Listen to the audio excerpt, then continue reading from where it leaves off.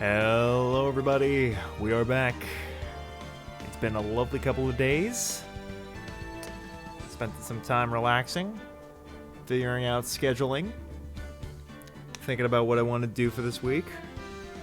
And I'm very excited to get back into this, because we might, and I say might, I don't know if it's guaranteed or not, but it's definitely a maybe that we wrap up the first Ace Attorney game today. If we do, that'd be really cool, and then I can move on to second, obviously, but then I can also think about perhaps some stuff for the YouTube channel I could be working on. Overall, a lot of stuff to go on, but we are starting day 2. And usually we get about a day and a half done in a stream. Depending on how things go and how I'm feeling, I might push a little farther and like get it done tonight, but we'll see. Only one way to do it, and only one way to find out, rather. Here we go.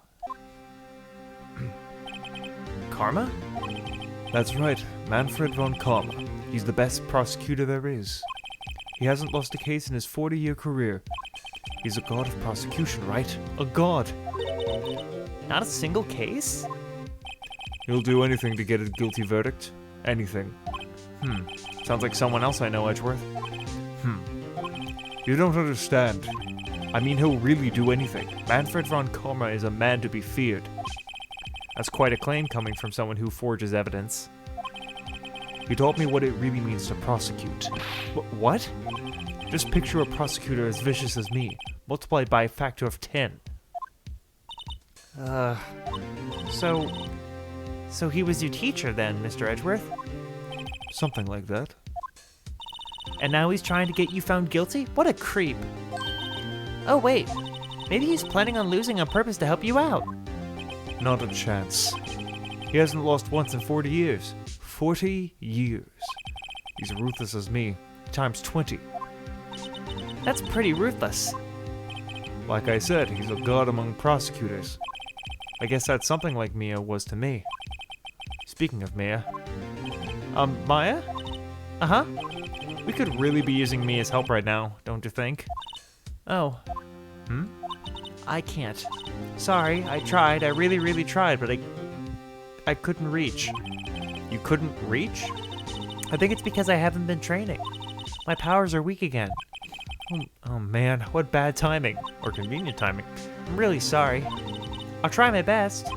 I hope so. What are you whispering about? Oh, it's nothing. Well, it's time. Let's head in.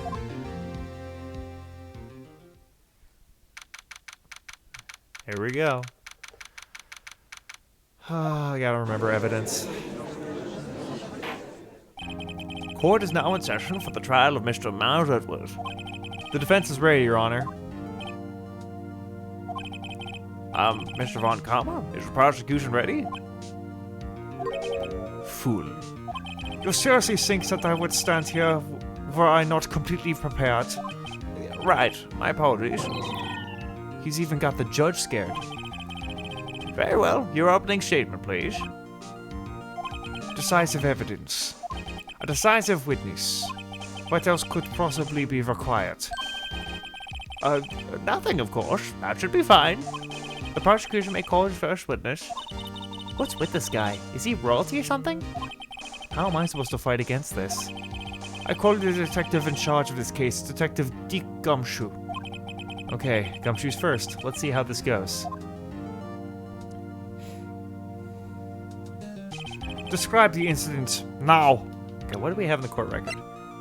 Okay, well that's gonna be pivotal, I'm sure. Okay. Okay. And okay. Yes, sir! Detective Gumshoe looks nervous. Please take a look at the map. Actually, wait a minute. I think this has something specific. It's something to do with a whatever. Please take a look at the map.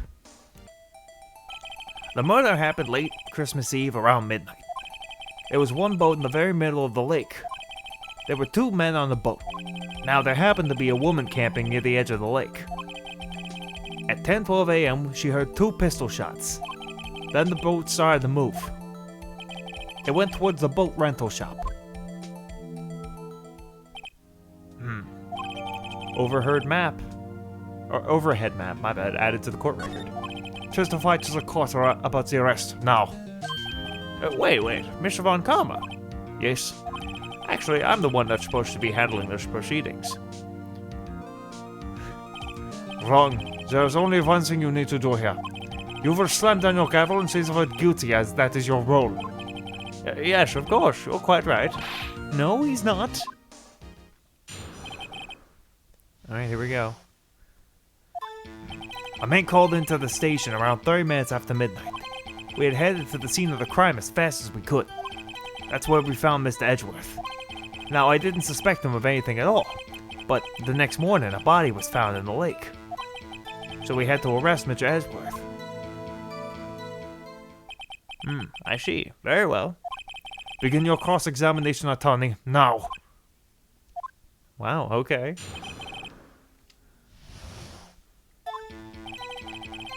Around 30 minutes after midnight. Okay, so let's see now.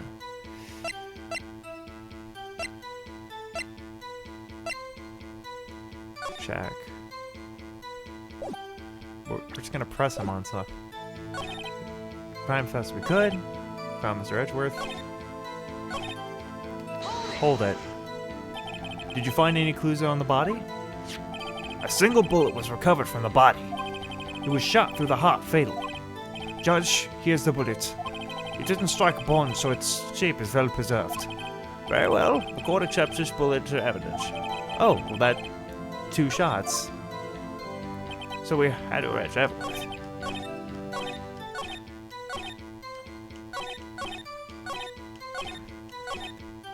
Hold it. Why is that? Well, we found the murder weapon on the boat.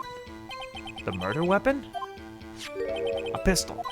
Detective Gumshoe? This is a vital piece of information. Please revise your testimony. Right. Sorry, Jan. The murder weapon we found on the boat was decisive evidence. Hold it. What about the pistol made decisive evidence? Heck, he has the same evil laugh as Edgeworth. There were fingerprints on the pistol found on the boat. They were clear prints from Mr. Edgeworth's right hand. What? Order. So Mr. Edgeworth's fingerprints were found on the murder weapon? Yes, Your Honor. Judge, this is the weapon in question. Accepted into evidence. Pistol added to the court record. Members of the court. Now we have the pistol used in the murder and the bullet found in the body. Detective? Yes, sir? Was the bullet found in the body fired from the pistol? From this pistol? Yes, the ballistic markings on the bullet match the pistol. Hey, Nick. What does he mean, ballistic markings? Shocking. To imagine someone here does not know something about as basic as ballistic markings. Nick, he's glaring at me. Very well, I'll explain. Actually, Judge, you do it. Me? Ballistic markings are like the fingerprints of a gun. The barrel leaves distinctive marks on each bullet it fires. You can examine these ballistic fingerprints to see which gun fired the shot. It's quite accurate. Indeed. This leads to one inevitable conclusion. The bullet found in the victim's heart was without a doubt fired from this pistol. The pistol which, as you may recall, was covered with the defendant's own fingerprints. I like this. I get to use more than just a British accent. Order. This is bad. This makes it look like Edgeworth did it. Well, Judge? I'd say it's almost decisive, yes. Honestly, I could declare a verdict at this point. However... You wish to hear the witness speak, no doubt? Very well. I am somewhat fatigued, so I will take a brief break. I will call my witness after the recess, which will last 10 minutes. Judge? Yes? What are you doing? A 10-minute recess, now. But wait, Just bang your flimsy gavel and get it on with it, man. Yes. This court will take a 10-minute recess. Who's running this court anyway?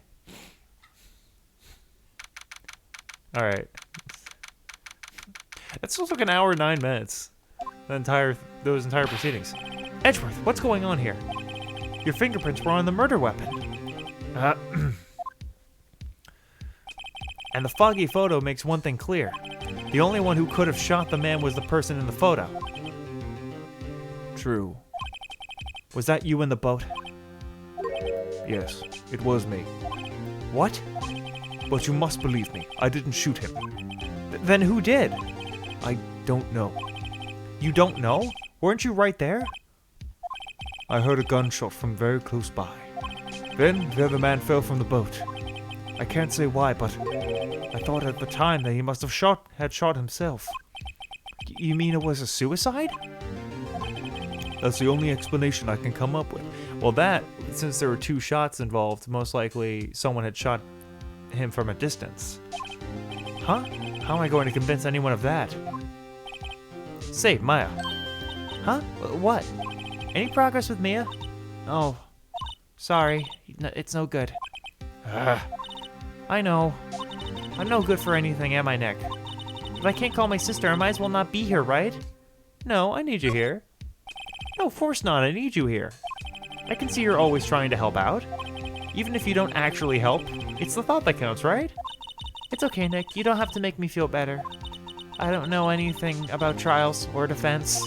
But what's more, I'm a spirit medium who can't even contact spirits. Oh, everyone has their off days. I mean, I've just been getting lucky lately. But you never know when my luck is gonna run out. Really? Whoa, right. Don't jinx this case any more than it already is. It's bad for my heart. You bring up a fair point, Edgeworth. I can't argue with that. Oh, sorry. Oops. Court is back in session. Mr. Von Kalma, call your witness. Yes. Will Miss Lotta Hart take the stand? Lotta Hart, you are the racial student at the university. That I am. Good. Begin you by telling us what you saw the night of the incident. And don't add anything trivial or subjective. Understand? Y'all need to learn some manners. Understand? Yeah, I understand. Very well, your testimony, please. Okay, let's see. Let's see what comes up. It was Christmas Eve, just after midnight, I reckon. I was in my car. I heard this bang come up from the lake. Then I looked out of the window. I saw 2 gents on a boat. Then there was another bang. There was nary a thing on that lake but that boat. What was the other bang? Enough. Huh? Judge, she happened to take a photo of the incident. This is that photo. Accept it as evidence. Well, this is a surprise. This looks like the very moment of the murder. Order. I will remove people from this courtroom if I do not have order immediately. As the witness testifies, she looked at the lake when she heard the shot. There was no other boats on that lake. So the man in the boat with the victim must have been the one who shot him. Yes, it was the defendant, Miles Edgeworth. Well, no, because there were two bangs. Order! Order! Order! I will have order. Fair judge? The evidence is decisive. I have very little doubt about this case. Very well, this court finds the defendant. Well, wait, Your Honor. I haven't cross-examined the witness yet. A cross-examination. We have photographic proof. What question can there possibly be? This photo is worth 1,000 words, and they all read guilty. You lose. Or do you claim to have found a contradiction in our testimony? Very well, if you have to, you may cross-examine the witness. You will only flounder and ask meaningless questions. You will fail to find anything. And then I will have you held in contempt of court. Nick, contempt? Contempt of court, you know? I guess I understand. Well, what are you going to do? Do you really think there's a contradiction with the facts in your testimony? I think there was. I think I noticed one little thing. Wow, I'm impressed, Nick. I didn't notice anything. Right, let's take him on. Yeah, I got a bad feeling about this. I understand. I will cross-examine the witness. Very well. I pray for your sake this isn't a waste of time. Okay.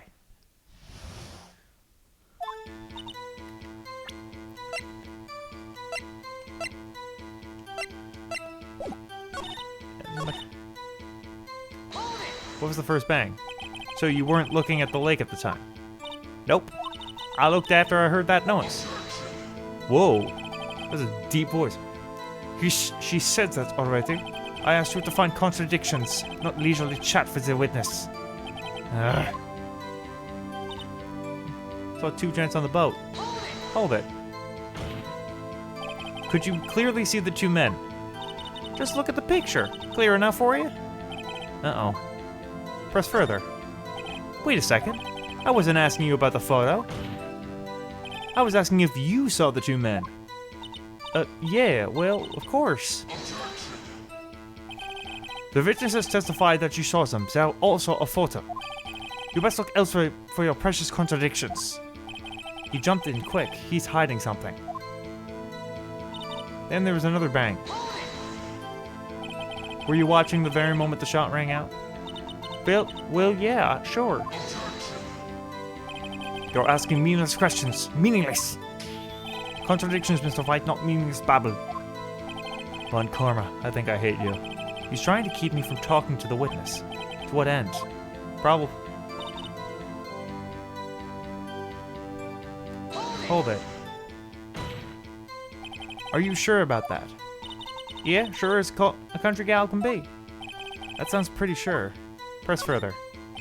How come you're so sure? Well, heck, I scanned the whole lake. Scanned the whole lake? That almost sounds like she was more than interested in the lake and the boat. Miss Hart, you... Mr. Wright. The witness has answered the question in full. No need for further questions. Objection sustained. That's what I'm... Sustained.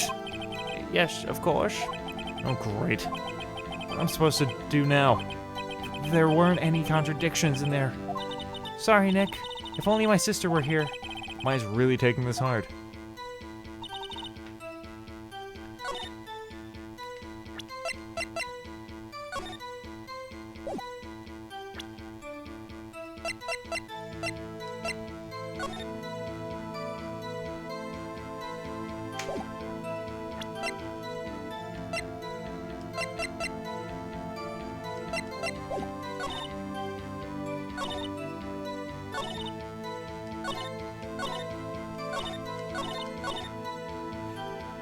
Okay, well, I'm gonna press this and then see if that does anything.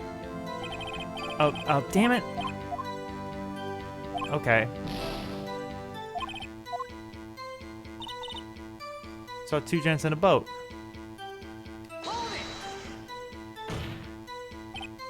Could you clearly see to them?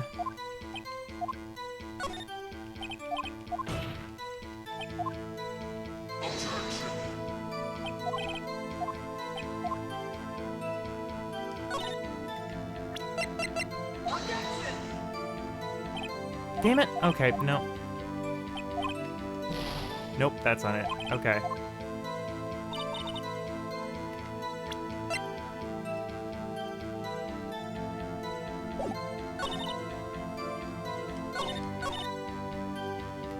Wait. Damn it! Okay, I thought... Okay, I really gotta be careful now.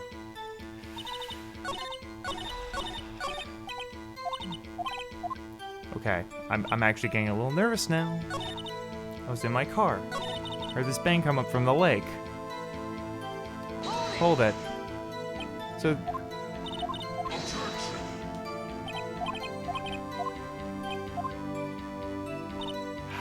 Okay, I'm actually starting... I'm sorry to feel a little... One bullet shot through the heart. But it's something about that other bang.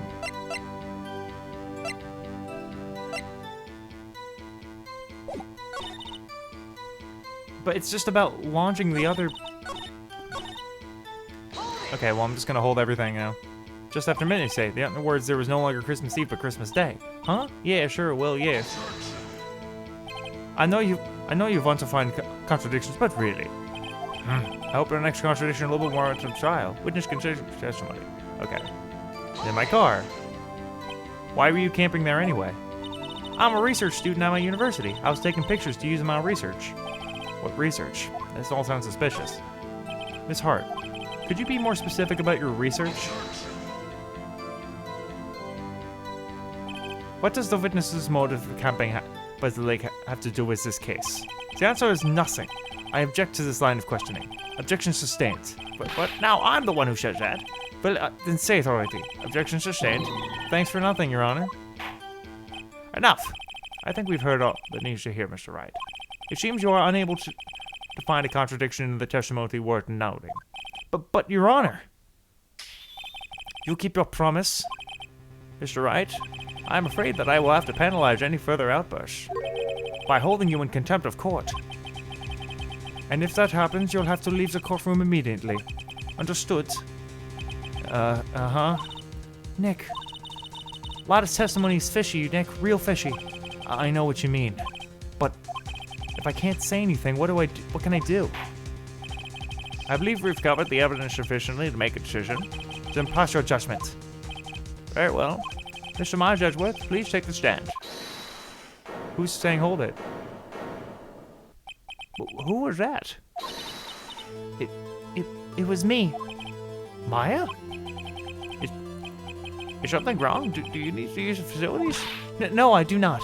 Lot of heart. Your testimony stinks. It's unclear whether you were actually looking at the lake. It's highly doubtful that you actually saw Mr. Edgeworth. Tell us the truth. This is a matter of life or death. Lotta, did you really clearly see Mr. Edgeworth that night? Did you see him fire that pistol? You will stand down. The court does not acknowledge the defense's outburst. Answer me, Lotta. What's the big idea treating me like some kind of criminal? I saw him, I swear it. I saw Edgeworth. Enough. Judge, declares the defense in contempt of court. Yes, of course. I'm sorry, but you were warned. God, escort Mr. Wright out of the courtroom. He is in contempt of court and must leave. No. Well, I mean... Wait! I was the one who made the outburst, Your Honor. Nick is innocent. Ha! What's the difference? All that remains is for the guilty verdict to be declared. Isn't that right, Mr. Phoenix Wright? Wrong. What? Did you hear what Miss Hart just said? She said she clearly saw Mr. Edgeworth. That was not the testimony. That changes her testimony, and I have the right to cross-examine her again. Oh my god, thank goodness. Order! You're in contempt of court. It's too late for violent claims. Judge, sustain my objection. I'm sorry, Mr. Von Karma, but I cannot. What? Miss Hart has made a new testimony. The defense does have a right to cross-examine her again. But he's in contempt of court. No, I am. If you're going to arrest someone, arrest me. Very well. My affair. You will leave the courtroom immediately. Nick, I did what I could. You have to do the rest. Good luck. Maya. I lost a lot of... I gained a lot of penalty all for that. I could not for this melodrama. Listen well, Mr. Wright. I do not tolerate badgering my witness. I'm running out of time. I better find a contradiction in here or else. Mr. Wright, begin your cross-examination. There we go, that last statement. I saw it clear as day. The man on the boat with Mr. Edgeworth. That's it? Uh-oh. But I can't squander these efforts either. Hold it. Well, what about the other man? You cannot expect to be allowed to blithely ignore your promise, Mr. Wright. I believe you claim there was contradiction in the witness testimony. Well, find it. If you can, Mr. Wright, I have to assign you a penalty. Oh, fuck. Damn, that's it? Uh-oh, I don't know if I can find anything in that. But I can't squander... Okay.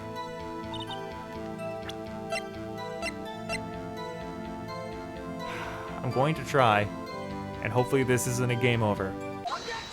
The music stopped. Got you. Got you, Miss Hart. Finally.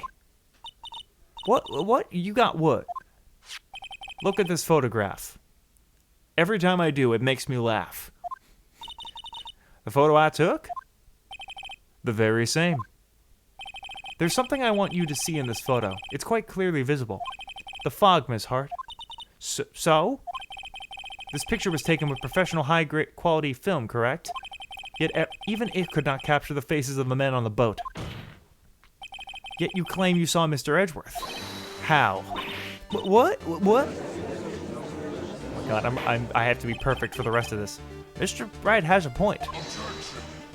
That's why I told her not to say that in her testimony, please. Yet how... Now she has said it, Mr. Von Karma. How could you possibly see Mr. Edgeworth? Explain yourself. Miss Hart? What? Could you see the defendant that night? Of course. I said I could, and I meant I could. Then please testify as the circumstances of your sighting. I did it. I finally found a hole in Von Karma's carefully vague testimony. Okay, here we go. Hopefully I don't get penalized for more hold-its. You're right. It was a cold night, and the fog was thick as grits. So once I finished setting up my camera, I got back in the car. Still, I brought my binoculars with me. When I heard that noise out on the lake, I looked with my binoculars. See? No problem. You used binoculars. Very well. You may begin your cross-examination, Mr. Wright. This one better be good. Okay, I have to be very careful and hope that I don't get penalized for hold-its. Right. Binoculars. Yeah, binoculars. Yesterday you mentioned that you were out looking for shooting stars, correct? Well, yeah. Wouldn't you need a telescope, not binoculars for that? Huh? I've got doubts about your camera, too. Was that really to take pictures of meteor showers? The camera is irrelevant to this case. You can't say that for certain. Mr. Wright, is the camera really relevant to this case? If you believe it is, you may continue with this line of questioning. But notice, if you find nothing for this, there will be consequences. Well, Mr. Wright, do you wish to press further about the camera? Yes. This is make it or break it time. The camera is of utmost importance, Your Honor. It is perhaps the key to this entire case. Therefore, I will continue my line of questioning. Wow, maybe I went a little overboard there. Very well. Miss Hart, you will testify to the court about the camera. Yeah, I hear you. Okay, that was at least good. The camera was set up to take pictures of the meteor shower. Miss Hart, what made you choose that lake to photograph meteors? You know the fog gets thick on that lake. It's not very suited for stargazing. Yeah, well, you see, I guess I wasn't thinking too straight, huh? Mr. Wright, I will not have you badgering my witness because of a challenged intellect. Now, wait a minute. Continue your testimony. You were saying how it is that you saw Edgeworth. No unnecessary comments, please.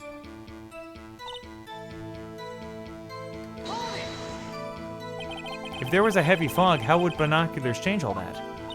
What do you mean? Even binoculars can't see through fog. But you say you clearly saw him? I did, yeah. Enough. There's no room for doubts in your testimony. She sounded pretty doubtful to me. But I have to find a clear contradiction first. I don't care how many Von Karma objections I get. I'm gonna find a hole in this testimony if it's the last thing I do. Hold it. So, how could you see Edgeworth? Now, just hold your... Okay, yeah. Trouble with that. Nobody loves me.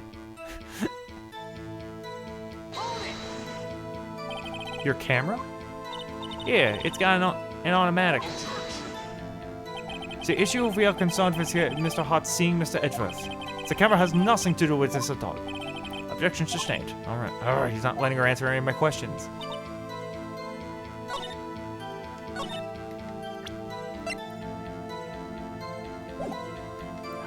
I'm going to do this, and I'm hoping that it's not a game over. Okay, the music stopped. You were photographing shooting stars? That's a lie. Say as who? I saw the camera you set up yesterday. It was pointed directly at the lake. You have to point the camera upwards to take photos of the stars, Miss Hart. Oh. We're not dead yet. Mr. Wright, what are you driving at? The witness was not at the lake to photograph shooting stars, Your Honor. But well then, what exactly was she photographing? Gordy, Your Honor, take a look at this. What's Miss trying to photograph at the lake? Gordy. Miss Hart, this is what you were trying to photograph. What's this? A newspaper article? Gordy. Ah, the sighting at Gort Lake. Well, Miss Hart, I never heard of no lake monster. You got proof or something? Let's see your proof that I was down the lake trying to photograph this Gordy. Do I have proof of that? I don't have proof. Well, I don't have proof. Bah, your impotence is entertaining, Mr. Wright, but enough is enough. I've heard enough of basic claims and I have evidence to support them. Well, alright, if that's how you want to play, I'll show you evidence. Mr. Wright, are you sure about this? I'm sure as sick as swarmy prosecute pinning me down. Or did he taunt me so I'd get mad and make a mistake? Very well, let's see it. And no joking around this time, please. What is proof that the witness... Oh boy.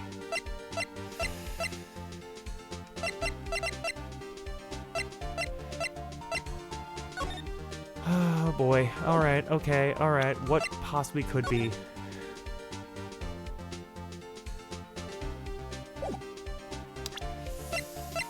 Okay. I gotta think about this.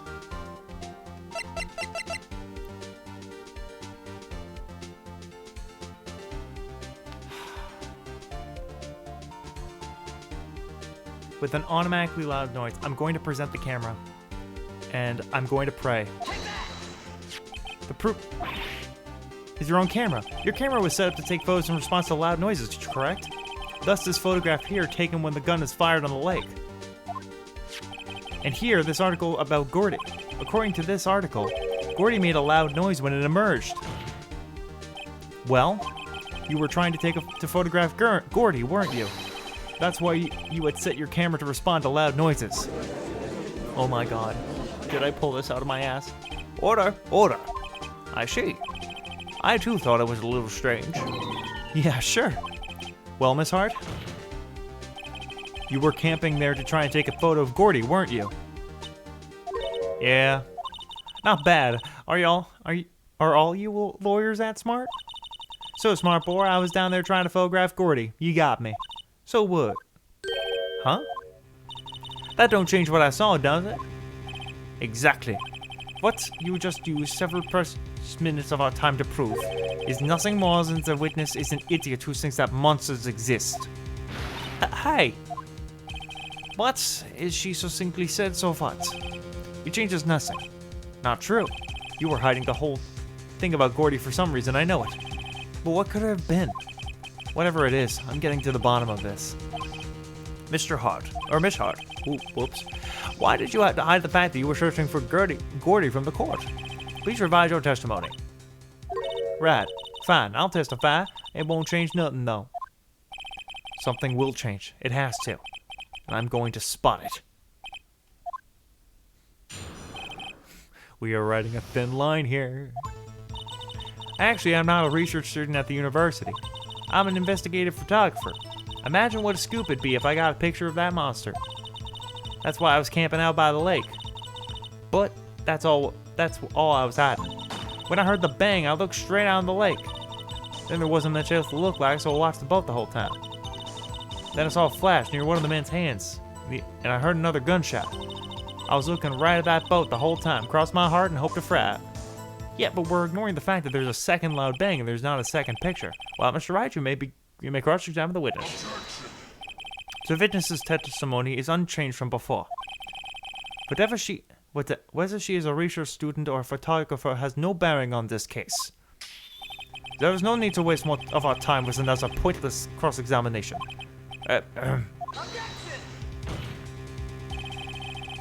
I claim the defense's right to cross-examine the witness, Your Honor.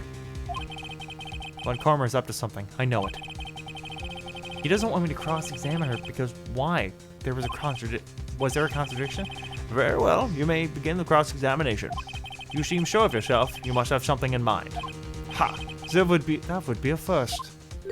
Very funny. You understand this is your last chance at a cross-examination, Mr. Wright.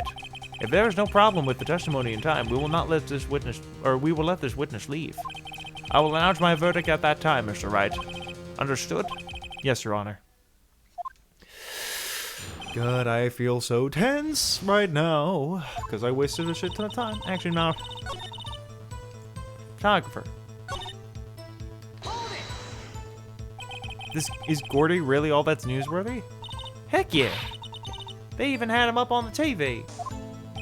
I'm not sure that appearing on local news rumors of the month segment qualifies. Last month's segment was Bigfoot sighted in Acorn Hill, I believe. Hey, they also had a picture of him on the newspaper for real. Mr. Wright, this is one fight I do not believe you can win. Let's keep moving, shall we? Yes, Your Honor. Everything. Pause. Exactly what sort of sound was it?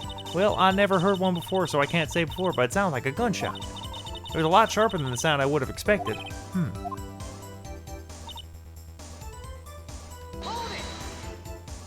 There was much else to look at? Yep.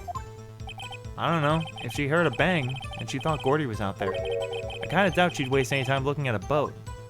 What? What'd I do now? What are you giving me that look for? Definitely suspicious. Maybe it's time for some evidence. Witness, continue. Hold your hush puppies, Pops. I'm getting there. Maybe it's time for some evidence. What evidence would there be?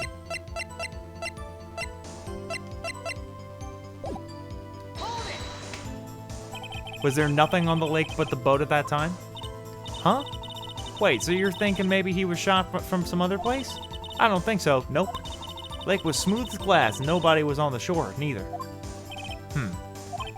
Better find some sort of contradiction in the testimony. I won't be able to beat Von Karma any other way. There has to be something.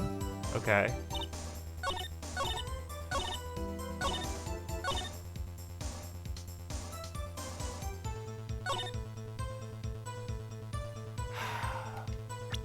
Okay. There wasn't much else but the boat. The problem is, they're saying maybe time for some evidence. Hold it, maybe time for some evidence. Let's have to look at.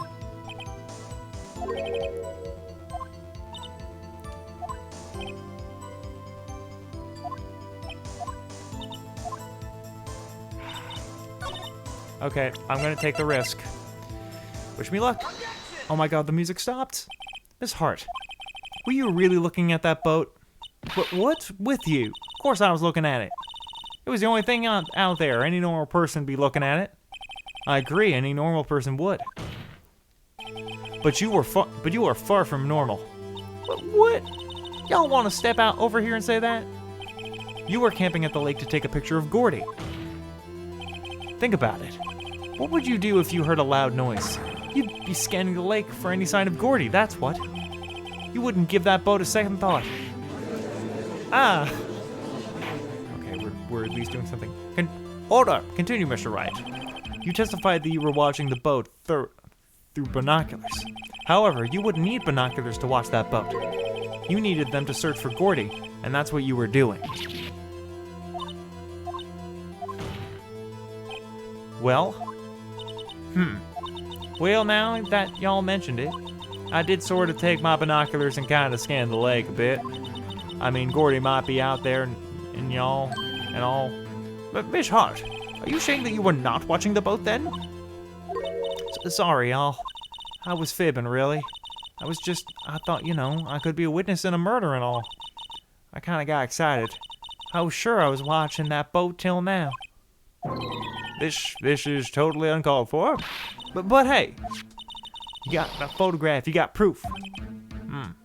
Still, we can't see who is shooting who and who in this. Right. That's why I took the photo and...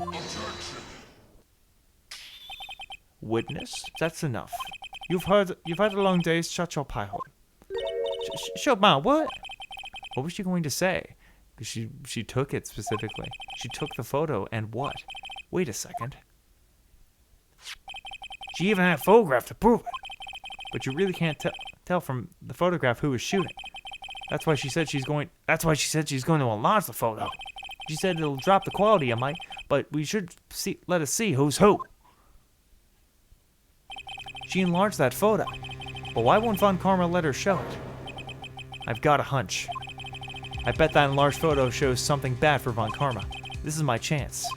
If I'm wrong, though, it'll mean prison for Edgeworth, or worse. What should I do? Make her show the enlargement. Miss Hart, look at this photograph. Every time I do, it makes me laugh. I'm gonna make the same joke again. You enlarged this photograph, did you not? Yeah, I did.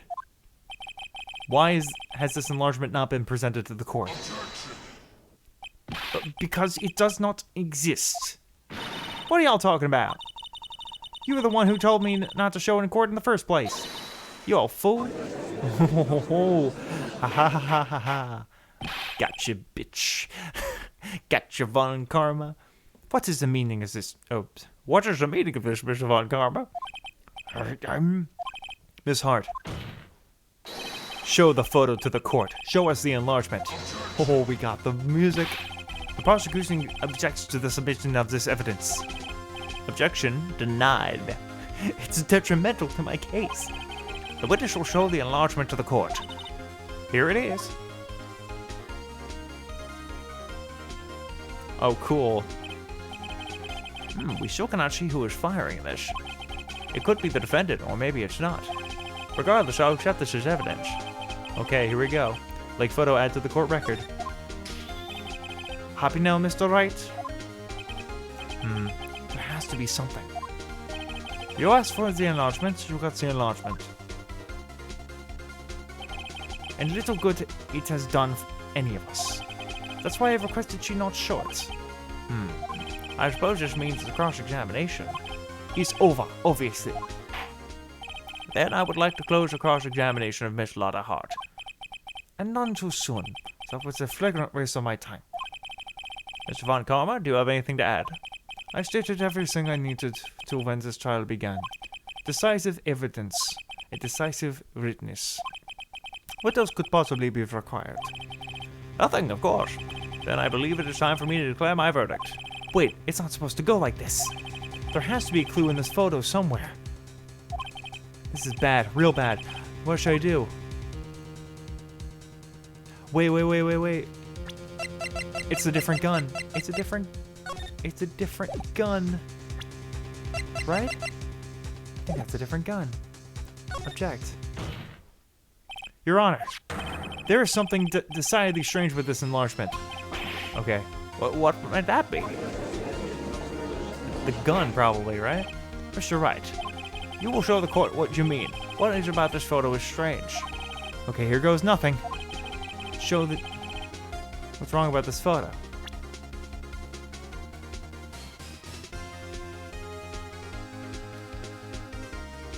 The gun is different, right? Here, Your Honor. The shooter? I'm not sure I understand. What about the shooter? Strange. Look at the hand holding the pistol, Your Honor. The hand? That hand directly contradicts the other piece of evidence. It's his left hand! It's his left hand! It's his left hand! I'm so unreasonably excited. This man's left hand does what? Let me show you. I'll show you the evidence that the left hand contradicts. The evidence is clear. The man in the photograph is holding that pistol with his left hand. However, the prints on the murder weapon were from Edgeworth's right hand. Ergo, the man shooting the pistol in this photograph is not Mr. Edgeworth. Hell yeah. Oh my god. We skin of our teeth, we escaped that. Now that everyone in the courtroom has quieted down, I would like to reconvene this court of law. Mr. Wright. Yes, Your Honor. You have given us definitive proof today. We now know it was not Mr. Edgeworth who fired that pistol tonight. However, this leaves us with a rather large problem. If Mr. Edgeworth didn't do it, then who shot our victim? Precisely. As we have seen, there were no other people on the lakes that night. Who but the defendant could have shot the victim? You know, people are saying the victim himself. There is only one explanation remaining. The man who shot the victim was none other than the victim himself. Order, order. So, you're saying that the victim committed suicide? Yes, Your Honor. I can think of no other explanation. Indeed, that does seem to be the only remaining option. I'm so very, very sorry, Mr. Wright. But suicide is out of the question. But what? An examination of the victim's wounds revealed the distance at which he was shot. The distance? The victim was clearly shot from further than a meter away.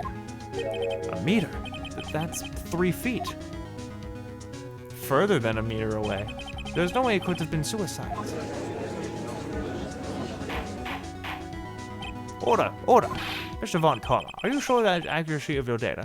Of course. I had already considered the possibility of suicide, you see. Autopsy report updated. Shot from approximately a meter away. I see. But then it couldn't have been him. Very well, allow me to state my opinion. Considering the situation, the shooter had to be the defendant, Mr. Edgeworth. However, the prints on the gun revealed that the shooter was not Mr. Edgeworth. This is a conundrum. Therefore, I would like to suspend proceedings for the trial for the day. The court orders the defense and the prosecution to further investigate the matter. Understood? Yes, Your Honor. Well, it's going to be the person not in the boat, because further than a meter away would not be in that boat. It's a tiny little skiff. That is all. This court is adjourned. You can tell from the photograph and the fact it's a tiny little skiff. But wow, we got out of that really easily, or really hard. We wasted all of our chances in the first couple rounds. Ooh, that was a close one. You're telling me. Hey, don't you have anything to say? No, I haven't yet to be declared innocent, right? Well, yeah, but what happened out there in that lake anyway? If he didn't commit suicide, then who? The shooter was about a meter away, too. What? Don't give me that look. I did not kill him. I was just kidding around. Look, I'm going to go check with Maya. Oh, right. What? Tell her something for me. What? Tell her to watch what she says in court. That's all. Wouldn't it kill you just to state how you really feel with a thanks, Edgeworth? I requisitioned the transcript from Lotta's entire testimony. I thought it might give me some ammunition for the trial tomorrow. Of course, she didn't see the shooter, so the only part of her testimony that stood was the bang she heard. Lotta's disposition added to the court record. Although I don't know if we're finishing... now that I'm realizing it, I don't know if we finish it tonight. It's technically speaking, it's the first day of the trial, but I don't know. Because where did... Yeah, it's not final day yet. So that kind of changes things a bit. Alright, well, probably not tonight, but we'll get far. So right now, I think what we're trying to prove is that it was someone off of the boat because there was a second bang. Maya! Hey, Nick, it's you! I'm glad Mr. Edgeworth made it through the day okay. It's a relief. Hey, why'd you do that anyway? I don't know. I just knew I had to do something. I know I'm not the lawyer my sister was. I'm sorry. Well, you did save the trial. Just behave from now on, okay? Okay. Have you been questioned yet? No, not yet. Detective Gumshoe was here just now. He said, seeing as this is your first offense, we'll let you go after questioning. Whew. Oh, and he wanted me to get bail money ready. You can pay for me, okay? Huh? How much? I don't know. I guess they'll send you a bill or something. Why do I picture giant bales of money every time I hear the word bail? Any luck with Mia? None. I can't get through to her at all. I tried. I really did. I don't know what to do. I think I probably shouldn't have stopped my training. She sounds like she really did do her best. I should check and see if there's any waterfalls in the local area. I wonder if I'll ever see my sister again. Okay. Oh, there's something here. Sure is quiet here with no one around. Right. I have to get Maya out of that detention cell soon.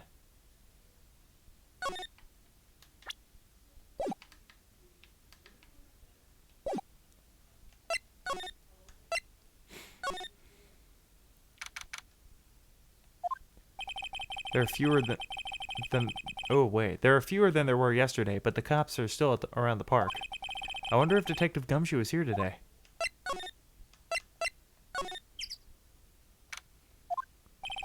Haven't seen Larry around today at all. Probably off paying through the nose on a date with the lovely Kiance.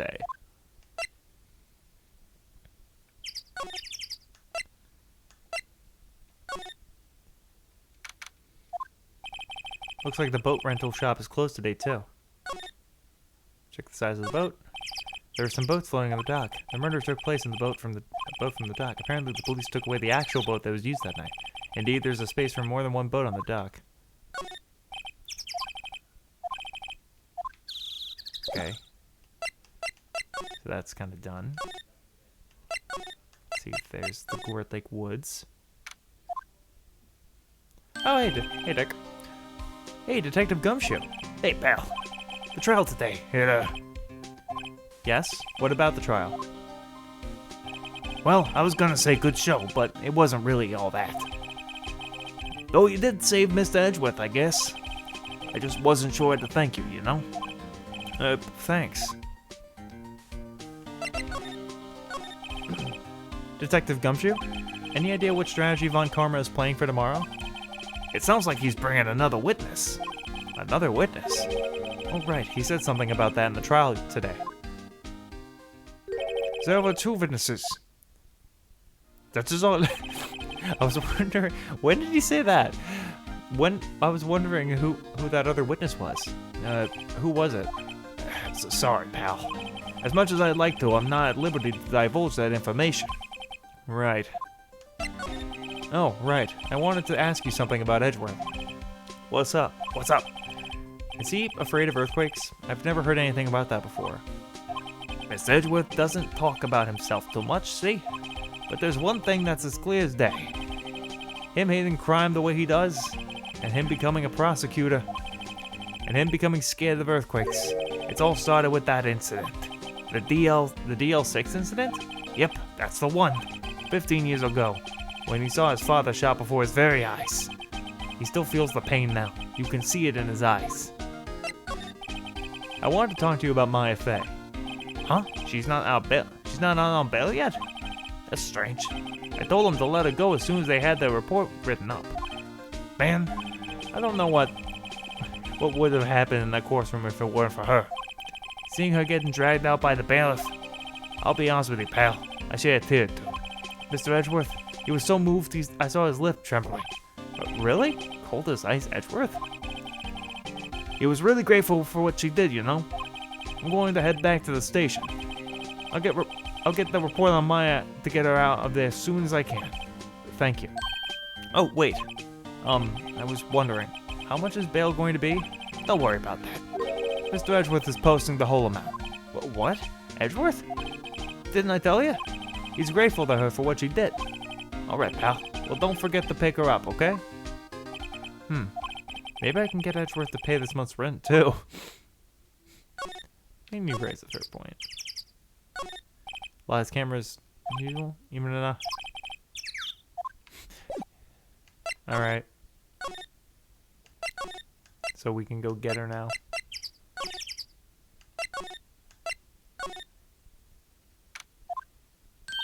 Hey Nick, you finally came. They just finished the paperwork. I'm free to go. Free at last, huh? Those interrogators were really mean. They were like, okay, what did you do this time? Like I was some kind of criminal. Can you believe it? Well, they let you out in the end, didn't they? Oh, that reminds me. Thanks for bail. Thank Edgeworth. Huh? He posted bail for you. Said he was grateful for what you did. Mr. Edgeworth did that? I have to make it up to him. We've got to win this case, Nick. What do you think we should do next? We're kind of lacking any clue in the clues department. We can go to the park and look for Gordy. I was kidding. Still, if there were any clues out there, the park's as good as bad as any. What do you say? Shall we head down there? Sure. Have you noticed anything lately? You know, I did notice one thing while I was in detention. It's really pretty comfortable in there. It's warm, and they keep it pretty clean. I mean, have you noticed anything about the case? Well, not much more than that, no. She's probably still upset about Mia. I should leave her alone. Okay, so we're gonna go to the park. There aren't many cops around today, are they? They're probably back at the precinct working up the case against Edgeworth. Hey, y'all. Hey, it's Lotta. Y'all really did today. What do we do now? No, I'm not complaining.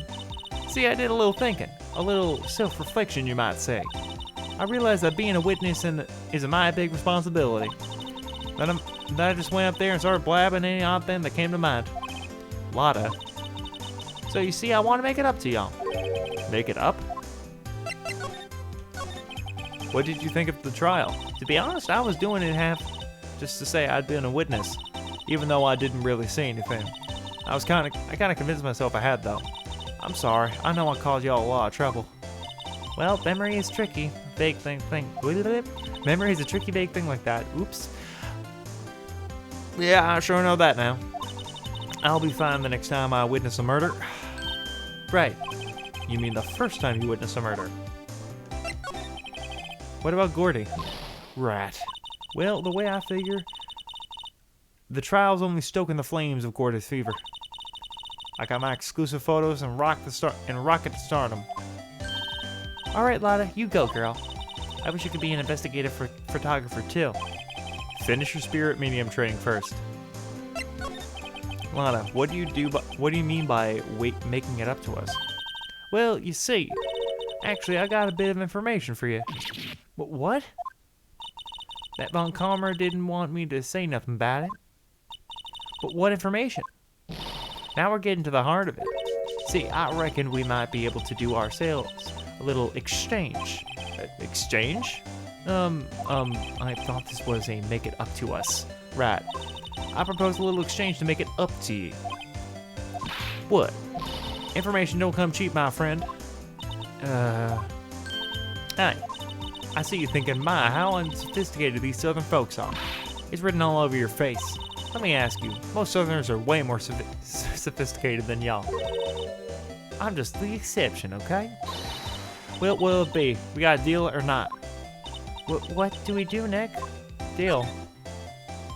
We don't have any other leads, so I don't think we have a choice here. Okay, how much? Huh? You completely off your rocker? I may not be sophisticated, but I'm not trying to rob the poor. Huh? The only fair exchanges for information is information. Listen good. What I need from you is information about Gordy. Whoa, Gordy? But Gordy doesn't, Gordy might not exist. Then bring me proof they showed me he don't. I'll be keeping watch from the car, okay? You see something, y'all come to me first, got it? Okay. Right, see y'all later. Okay, Nick, let's get hunting. Hunting? You don't seriously mean... Gordy? I sure do. What about Edgeworth? We're searching for Gordy for him, Nick. Don't you get it? Okay, and how exactly do we search for a make-believe monster? Maybe we can find a monster myth specialist? Oh. Interesting. What's that?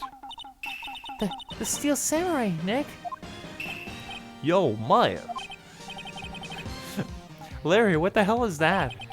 Oh, it's my girl's fiance's idea. She was all, if you like, put this here, it would be like really cool. Dude, she gave it to me along with the banner. Wow, that's real impressive. She could find those for you. Well, she knows a lot of people. And that show's finished now, so she got him for free. Right. Yo, Nick, what happened with Edgy? Well, we made it through the first day in court, all right. I don't know how good our prospects are from here on, though. Huh. Hey Larry, do you know Mr. Edgeworth's secret weakness? He's terrified of earthquakes. He acts like a little boy. Huh? That's weird. I don't think he was ever like that in school. No? Really? Well, we were only in the same class for a little bit. He transferred schools pretty quickly. Transferred? Right. All right, when the DL6 incident happened. Doesn't look like Larry knows about it, though. Hey, Larry.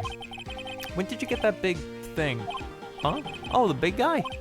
I had that for at least about a month, yeah. It's a big hit with the kids. Why wasn't it there yesterday? Huh? Huh? Oh, right.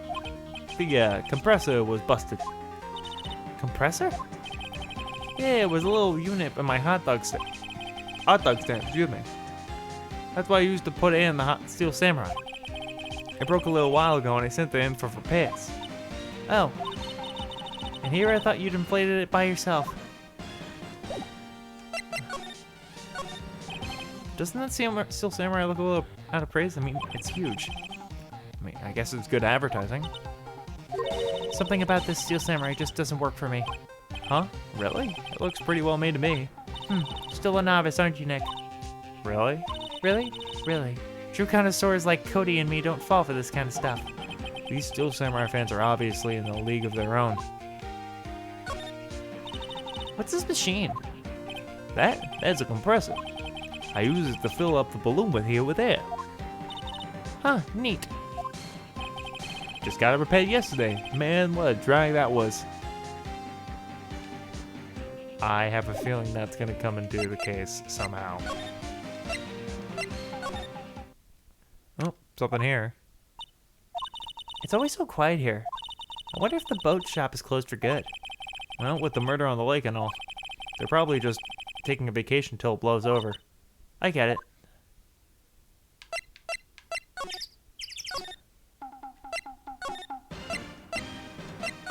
Anything here? Oh, hi, Lotta. Hey, y'all. Well, y'all find anything about Gordy? No, nothing. We'll keep moving. It gets cold out here at night time. It is a little chilly. I think I have it to sneeze.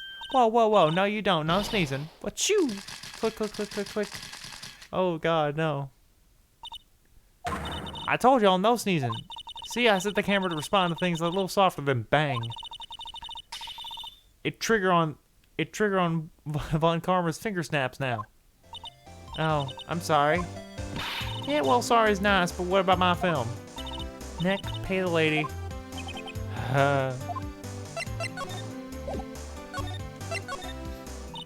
What are you going to do if Gordy doesn't exist? I could be an investigative photographer. What? After all, I've only had one photo of my name so far. Was it a good one? You bet. A UFO. A UFO? UFO? Oh, UFO.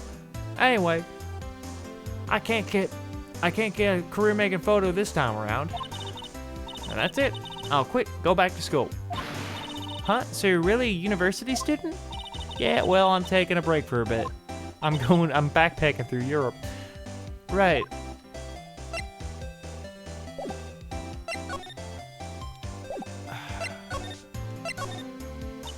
Okay. Oops. Okay. I thought a UFO.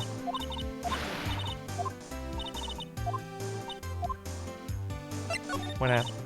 I learned something from today's trial for sure. Testifying is serious business. That's why I decided not to talk about this case anymore. Huh? Whoa, didn't you say you had information about the case? Tell us that at least. Like I said, I'll trade you for the dirt on Gordy.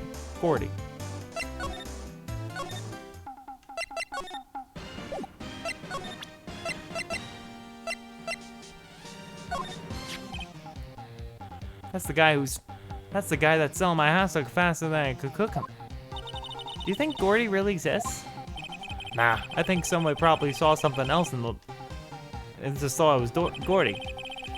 But I'll keep selling samurai dogs until the truth's out. I really think it's this guy. I think it's this right here.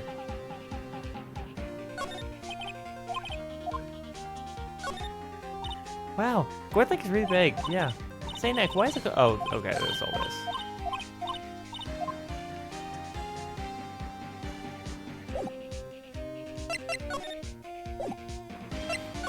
Okay, I feel like we have to do something else before. Let's go to the police station. Hey there, pal. What's up? You look out of sorts. What? You didn't go and do something that's gonna hurt Mr. Edgeworth's case again. What do you mean, again? Whatever. Have a seat, pal. I'm here for you if you need anything, besides money, that is. How was the investigation proceeding? It's not, really. We have another meeting coming up. We're supposed to talk about Mr. Edgeworth's motive. His motive? See, Mr. Edgeworth's father died in the DL6 incident, and the guy who got the lone suspect declared the victim, and the guy who got the lone suspect declared innocent was the victim in this case. Reading is hard. Robert Hammond. They're saying that's why Mr. Edgeworth shot him. And Edgeworth never talks about his past. I bet they'll drag that out and hit him with it in court tomorrow, too. Poor Mr. Edgeworth. I gotta admit, it doesn't look good, pal. Say, Detective Gumshoe, do you know about Gordy? The monster down in the Wood Lake? Not personally, no. Well, we're looking for it. Huh? Are you out of your minds? Eek! You got time to go wild monster hunting? How about doing a little questioning for me, then? Oh, Detective Gumshoe is scaring me, Nick. I told Detective Gumshoe about the deal with Lotta. Nick, try telling him sooner next time. Sorry. I see, pal. Sorry for shouting at you. Okay. I, Detective Gumshoe, will aid your search for Gordy. Huh? I'll loan you one of our newest secret weapons for finding evidence. Really? You can take whichever one you'd like. Okay, give us the goods. Hold on now, everything in due time. First, let me show them to you. These are our best and brightest. Introducing the secret number 1, Missile. Missile? He's a K9 police dog, still in trade. Missile, here boy. Oh my god, I love him. I love him already. Woof! There he is. Hey, he's cute. Look, Nick, cute dog. A cute dog. And this will help us how? Woof. Woof. Next secret weapon number 2, a fishing pole. Here, this is my own personal pole. Detective Gumshoe, we're looking for a monster. Yeah. How are we supposed to catch a whole sea monster on a fishing pole? Never know till you try, pal. Okay, the next one is the last one. No, please, I'm already overwhelmed by our choices. Secret weapon number 3, a metal detector. Here, Detective Gumshoe. We're looking for something alive. Right. How are we supposed to find it with a metal detector? Hey, you never know. It might have been eating soda cans. Well, which will it be? I'm taking the dog. I can't make up my mind, Nick. They all seem so perfect. I can't make up my mind either. For the totally opposite reason. Oh well, I suppose it can't hurt to borrow one of them. We're borrowing the dog. Can we borrow Missile? Sure thing, pal. Be good to him. Woof. He's so cute. I agree. Oh boy.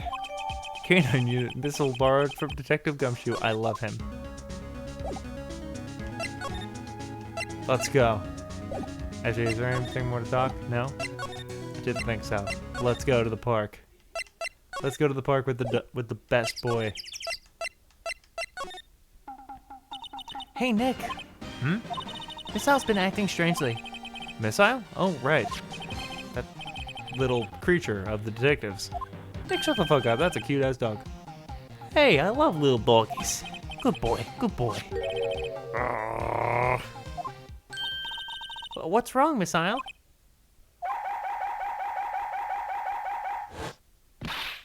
Okay. Eek! Missile! Missile! Oh my god, what the fuck? Whoa, stop that thing. Cannibal, it's eating my samurai dogs. I love it. My samurai dogs. Wow, he ate every single one. Good boy. I'm sorry, Larry. Sorry, don't pay my bills, Nick. Ah ha ha ha. It's going to have to this time.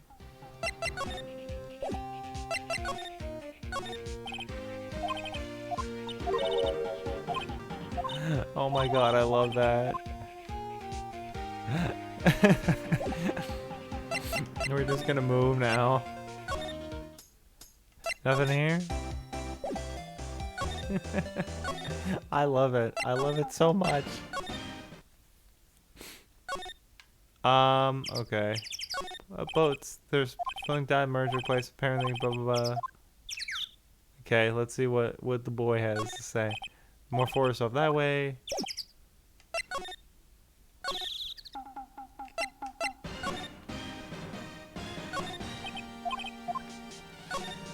Okay, we're just gonna go through all this, see if there's anything here.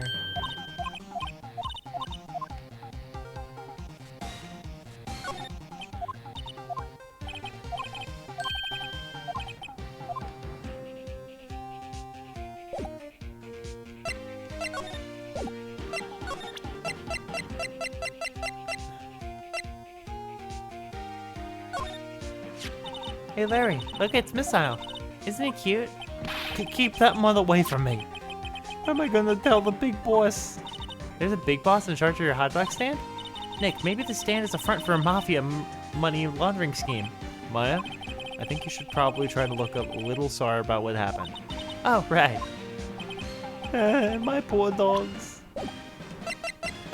Alright. Let's present the pupper. Hey, Lotta. Oh, cute. He yours? He's a canine police dog. His name's Missile. Huh. Canines are the ones they use to sniff for things, right? I wonder what Gordy smells like. I hadn't thought about that. Okay.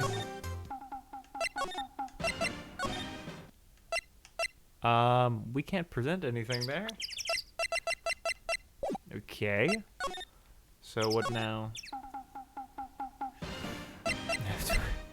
Do we go back to the police station now? Oh, wait, no, I didn't mean to go there, but I guess it works out. Looks like Edgeworth isn't questioning. Let's come back later.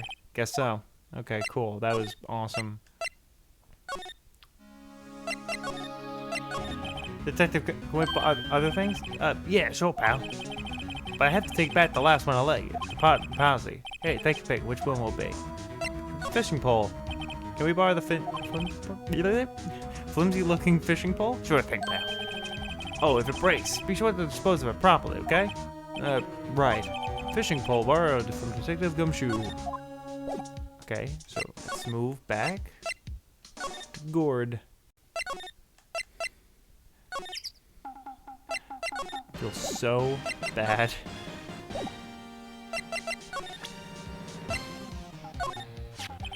You know you can't catch many fish in this lake. I'm not after small fry. I'm after the biggest fry of them all, Gordy. You really gonna try and fish out the monster? To save Edgeworth, yes. Brings a tear to my eye in more ways than one. Oh, we have something. Okay, Nick, this looks like a good spot. A good spot for what? Time to do some fishing. She's serious. Okay, what are you gonna use for bait? Oh, Yeah, oh. I figured something like this would happen. We should have brought Missile along with us too. At least then we'd have bait. Nick, how could you? I'm kidding, I'm kidding. Some jokes are better left untold. Oof, she hit me. Okay, watch this, Nick. Just try not to reel in empty cans or boots, okay? Here we go. Yeah, my leg. Oh boy, all right. Hi, what are you doing? Sorry, Lotta. Don't tell me y'all are on some film company's payroll. Nick, pay her. My poor wallet.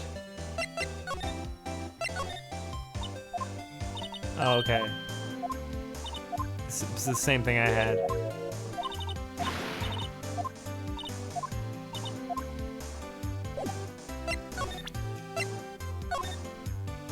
Lotta, wait, for catching Gordy. A fishing pole? You out of your daggone mind? Yes, yes, it's a fishing pole. Huh. I never thought of that. Good luck. Thanks. I don't believe it. Well, it might be the rental shop? No? Okay, well then I guess we have to go back to the department again. Oh boy, we're doing a lot of just moving around now, aren't we? Yeah. Metal detector. Can we borrow that metal detector? Sure thing, pal. I'm not sure what we're going to find with this. Remember, you're hunting a monster. Anything is possible. Anything. Okay, well. Oh, cool. We got an achievement for it.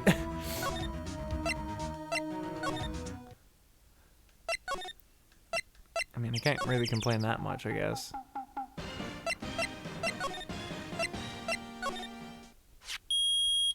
Oh, that's loud. Right in my ear. Okay, I'm sorry, headphone users.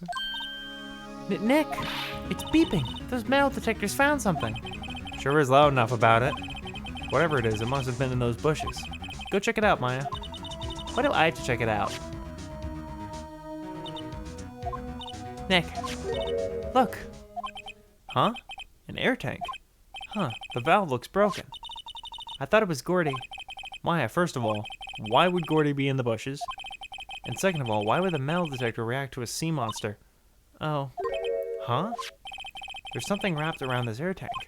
It looks like a string of flags? Well, we might as well take it with us now that we found it. It's heavy. Air tank is dubious value. Okay. Well, we found the next piece of the puzzle.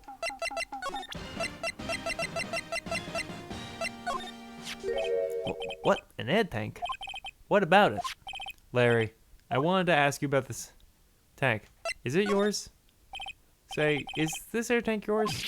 Why would I have a thing like that? Look, see how there's a string of flags around the tank valve? It's just like the string of flags around your Steel Samurai there. Must be a coincidence. There's a string of flags everywhere these days. Like elementary schools and used car dealerships. Look, why would I need a tank anyway? To inflate something. You used it to inflate that, didn't you? Inflate what? What else? The big puffy Steel Samurai. Now, why would you go asking me a question like that? Looks like I hit the nail on the head. Right. Actually, see, the compressor I always used was on the fritz. So I tried using the tank to inflate it just once, and it didn't go so well. And as I suspected, it didn't go so well? Yeah. So do you think you could be a little bit more specific? Come on. Look, it's embarrassing, so I really don't want to talk about it. Tell us. Fine. Whatever. It's like what I said, the compressor was busted. So I took the tank and tried to fill the Samurai up with that. And then, blam. The valve busted open and made this incredible noise. But that tank there took off like a rocket and took my poor deflated Steel Samurai with it. What? Off into Gourd Lake?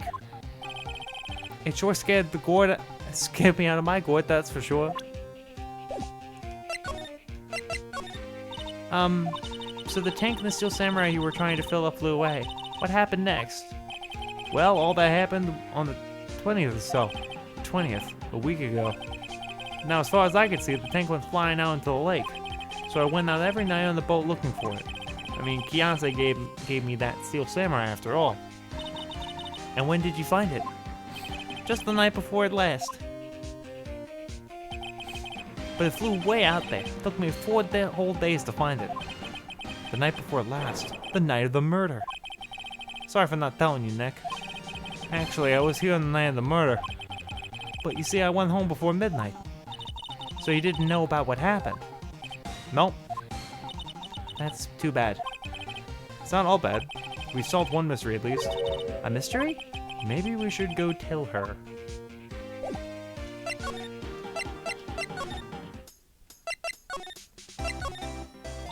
Well, Mr. Lloyd. Sorry. Well, Mr. Lawyers, I got the info y'all need. Y'all got the scoop on Gordy for me yet? Gordy doesn't exist. Lotta, there is no such thing as Gordy. What? How can y'all be so sure? Really, Nick?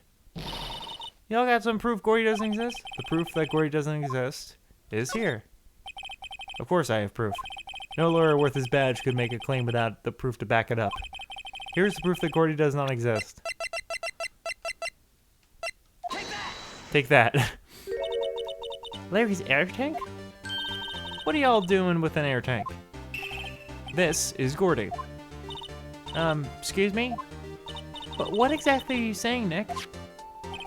There's a stand near here, a hot dog stand. There's a giant inflatable samurai doll there. About a week ago, an idiot who happened to be a friend of mine tried to fill it. He used this air tank, and when the valve blew, the tank flew into the lake. Apparently, it made a pretty loud bang when it flew. A bang? The tank, along with the still deflated samurai, fell into the lake. At the same time, a couple was taking a photograph of the lake. This photo. What? So, you're saying that Gordy is really the Steel Samurai? Well, that's a fine way to ruin a gal's dreams. I'm sorry, Lotta. Nah, it's okay. You win. I'll give you your info, like I promised. Poor Lotta. So, tell us this information you have. A promise is a promise, I guess. I overheard the cops around here saying something about a witness tomorrow. They said he's the caretaker of the boat rental place up the path here. Boat rental? There's someone there? I mean, it looks so deserted. Just an old guy living all by himself. Y'all should go check it out. Thanks, Lotta. We will. Let's get cracking, Nick. Hold on. Something else? Yeah, the night of the murder. My camera clicked twice, you know? Wait, so you have another photo? Yeah, I thought you would. Well, yeah, but there's nothing in it at all. Just a lake. I figured it wouldn't be much use as evidence, so I kept it to myself. Well, it might not be so... might be all, but... Well, it might not be helpful at all, but here, take it. Second lake photo added to the court record. Bye now. Y'all take care. Time for me to pack up and leave. Poor Lotta. It's all Larry's fault. Legend still lives on, I guess. The legend? Yeah, the legend of Larry, familiar to all those who know him for any length of time. When something smells, it's usually the butts. Someone should whip that butts into shape. We can't see what's in the photo yet, so that's interesting at least. No. Boat rental. Hey, Nick. This is the boat shop that Lotta was talking about. You're right. Doesn't seem to be anyone around here at all. Well, let's go check it out anyway. I've already checked everything that possibly could be here. Oh, caretaker shack. Oh, there's a bird. Meg, is that you?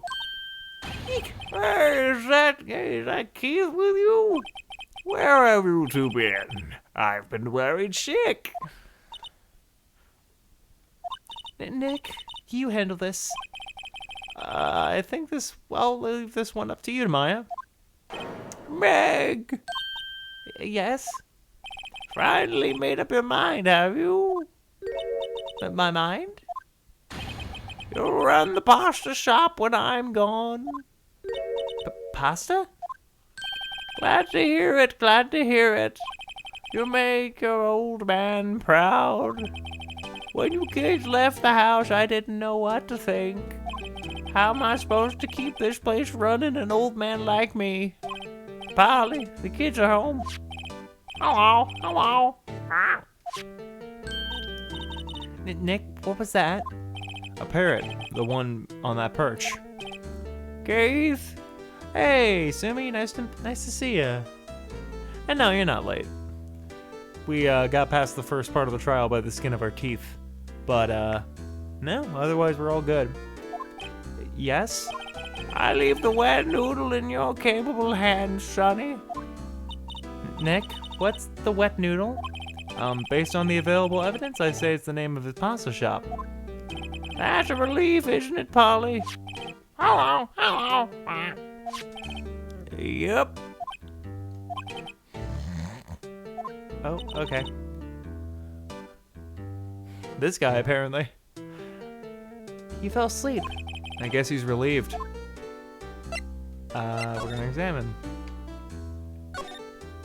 Look, Nick, he has an electric blanket on his table. Looks warm.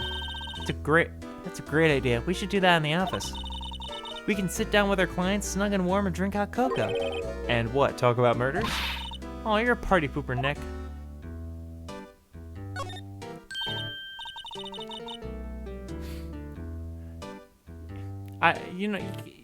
Not nearly the worst marketing idea I've ever seen. I mean, we just got past samurai dogs, so. Wow. What an amazing parrot that is. Good morning. Hello. It ignored me. Well, you forgot me. You gotta call her name first. Her name? Polly, how you been? Hello, hello. See? This case I've been getting some reps. Been getting some VO reps. Neat, so the parrot's name is Polly. Parrot, added to the court record. Too bad all she can do is say hello. Old Polly can say lots of things. You just need to know the secret words. The secret words? Is it? I have to listen now. Polly, what's your name? Polly. Cute. Maya's found a new friend.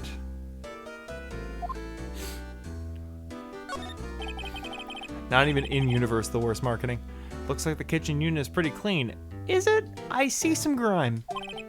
Funny, he doesn't look like the type who'd keep things tidy like that.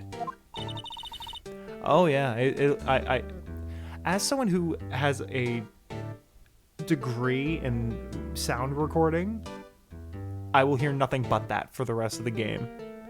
I appreciate your insight, Sumi, but also my torment slightly. You're forgetting, Nick. He's running a pasta shop here. Apparently. Fish. Wow, there's a lot of various fish in Gourd Lake, aren't there? Something's funny, Nick. All these fish are saltwater fish.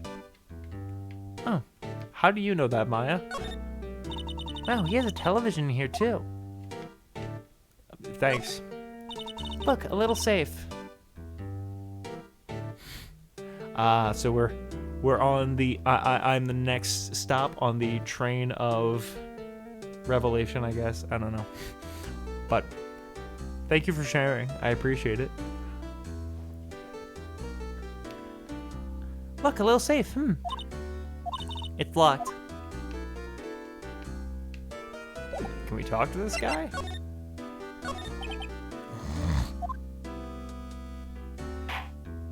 Well, yeah. Wow. Now I can only hear it. A pasta shop? Yep, to think the wet noodle will live on when I'm gone. My father started it, you know. So that makes it you two, the third generation.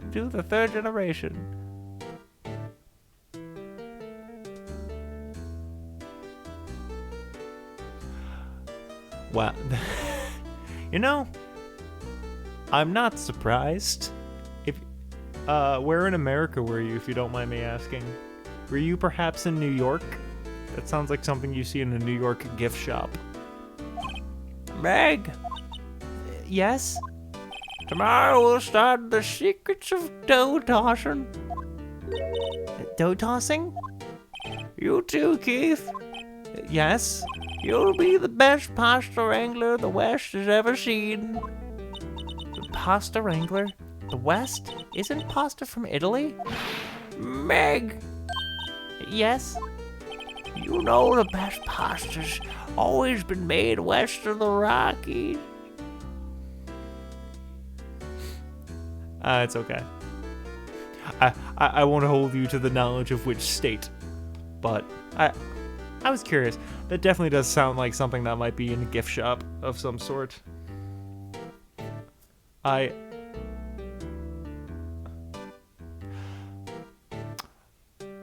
So,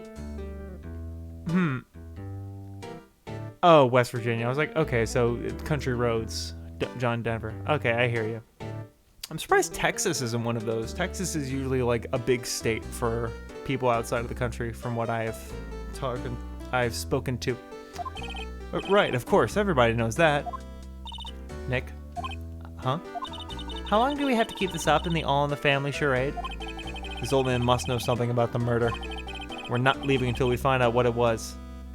Okay, I gotcha. Usually, like, the big states are what people know about.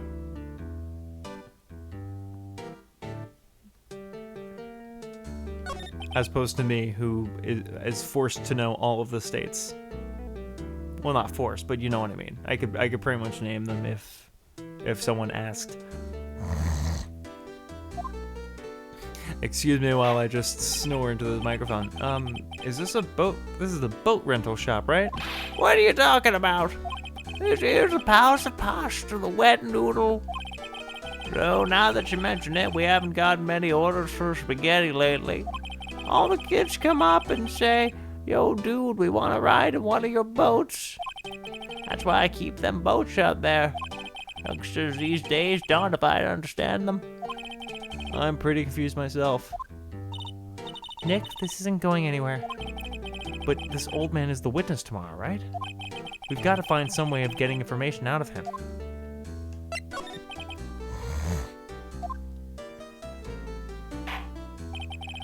My memory's gotten worse of late. That's why I just tell everything important to old Polly here. Ah, Tennessee. Ah, I see. So it was a bit... That's a bit farther away than New York. From New York than I initially expected, but honestly, I still love it. I still love the fact that that was the name of the air freshener. I've actually been to Tennessee before. I went to Memphis, Tennessee, which is on like the more western part of the state. But Tennessee can be cool. Got nothing wrong with Tennessee. Everything important? I wonder. Polly, what's the number to the safe? 1228. All right. Hey, Polly, watch it. Hey, watch it, you say. See, Nick? All it takes is a little clever thinking. And a criminal mind. I can appreciate that. It probably wasn't that expensive, all things considered. Air fresheners are hardly like the most expensive thing I can think of in like a very kitschy, or is it? I think it might be kitschy. Gift shop. I think I was combining that word kitschy with tchotchke, which are both just like knick-knack, just like crap. Look, a little safe. It's locked. But you know the combination to the safe, Maya.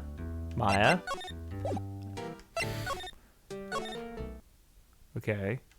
Well, we talked to him. Good to know. Well, oh, I don't know why. Why am I like this? Let's go back in and talk to him, see if there's anything. Oh, wait.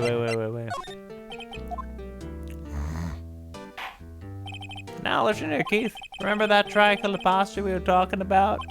rainbow-lioli. I figured it out. The last color we should use, indigo blue. Indigo blue? That didn't seem to work the way I thought it might.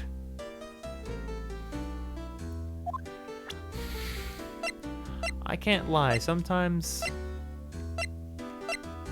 that happens.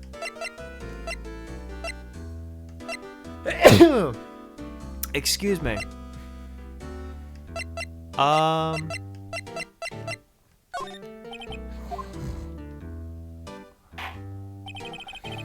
Thank you.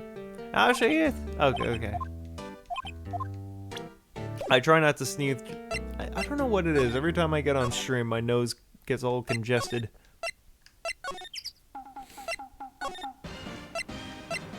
I think it's the fact that I'm trying to sound more clear than anything. And then all of a sudden my body's just like, haha, trying to sound clear. Good luck with that. You're just gonna sound like a big old doofus now. Detective Gumshoe isn't here. Now that you mention it, didn't he say he had a meeting to go to? Oh, that's right. Let's come back later. Okay, cool. Thanks for that. Do I have to go and talk to the guy about every single piece of evidence? Alright. Like, there's nothing else to talk to him about, so might as well. Let's show him the photograph, see if he has anything. No. Okay, the rainbow-lioli.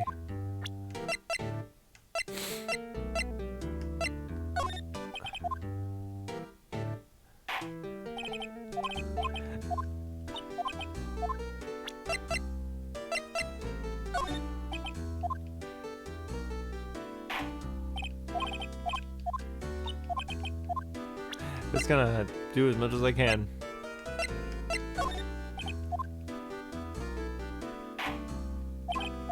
But we know the combination to the safe now. I don't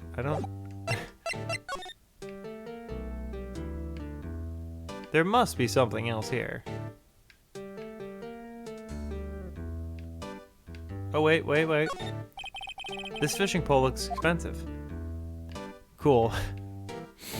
That was worth it.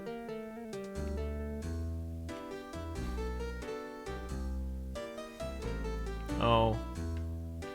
Is that... Does it get way more tedious? Or is it the opposite, where it gets, like, way faster?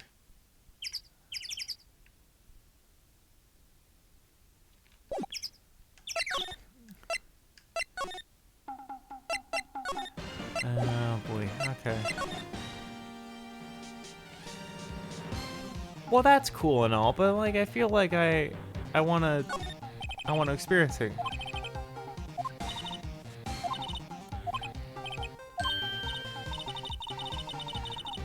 Oh, well, yeah, it's not really a game then, it's just a visual novel. And as much as I like visual novels, I'm playing a video game, I want to play the video game.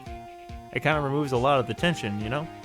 Huh? What? You never seen the War of the Eyeglasses? What the heck is that? Our local fair used to do it every summer. Huh, I guess we were the only ones. I ask again, what the heck is it?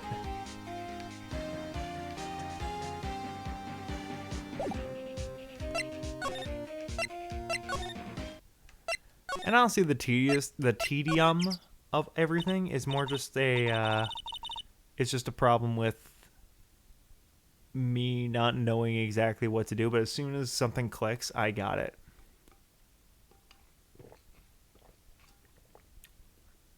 I hear you. I try my best not to use walkthroughs, at least with this.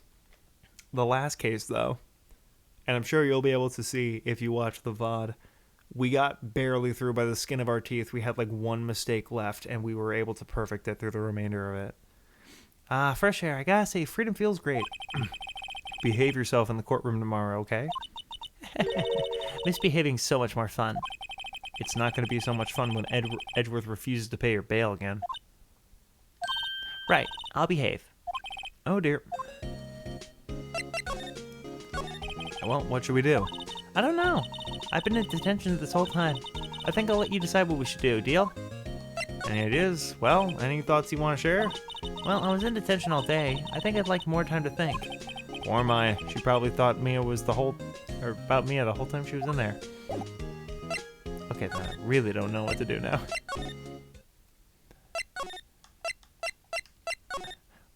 Oh wait, we can go to Grossberg? Well, let's go to Grossberg. There's the option to go here, might as well. Apparently Mr. Grossberg is on vacation today. Well, I guess I can come back tomorrow if I need anything. Okay, cool. That was a waste of time. Awesome. Great. I don't... I'm sure I'm missing, like, a piece. Just a singular piece. I don't think Lotta takes very good care of her SUV. It's covered in dents. I can't believe anyone who drives their car down here. Sign says no camping. Funny place to pick up bitch. Wait, what? Okay, yeah. There's magazines, there's this, getting cold. Hey, Nick. What, don't tell me you're hungry again. No, I was just wondering. Okay, that's... blah, blah, blah.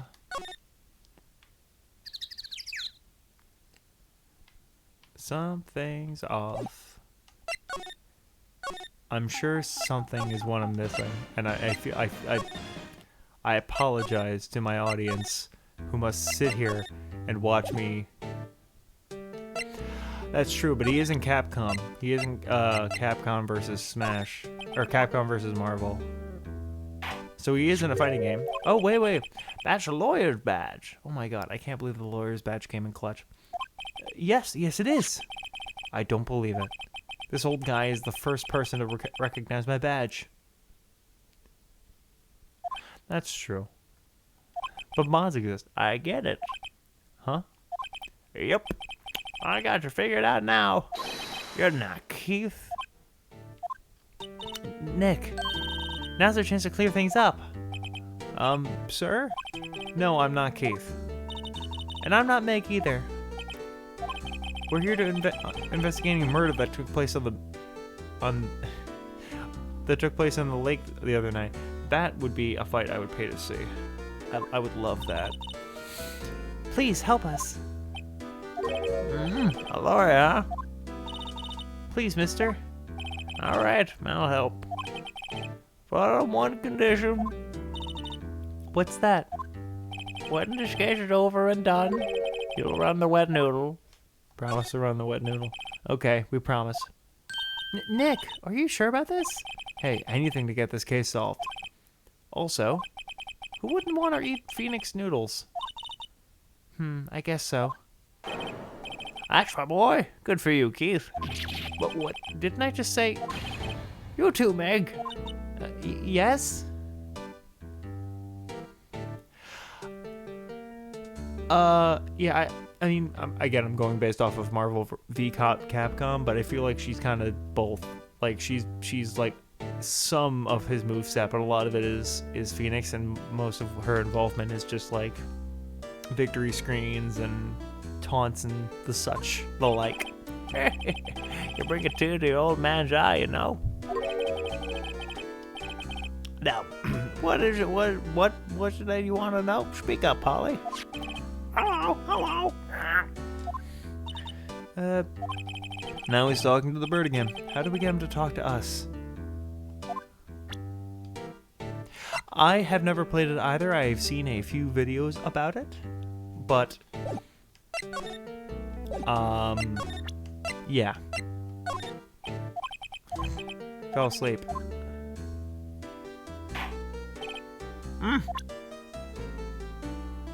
Oh. There's a really good video from a guy called Lythera. He plays it and he's very funny. Okay. But I highly recommend if you are interested. You know about Gordy? Nope.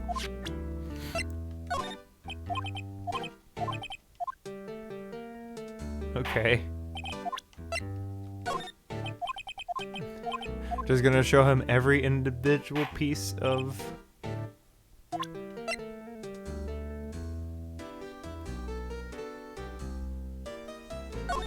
I actually think objection would be an interesting idea for like a counter. Like you hit it and basically you hit the button to oh, okay. You press the button to counter, and then if you do, he hits you with objection. Yep, I've seen this. You know about this, sir? Keith, Yes? it's okay. You can call me Dad. Dad, do you know something about this? Yep. The other night out on the lake. Yes, yes? You know, I know all about it. I seen it. What? Tell us what you saw. Well, I suppose, since you're taking over the shop and all. I think you could do both. Well, if it's an Echo Fighter, I would say probably Edgeworth would make more sense. And Apollo, since he's very close in appearance, could be like an alternate costume.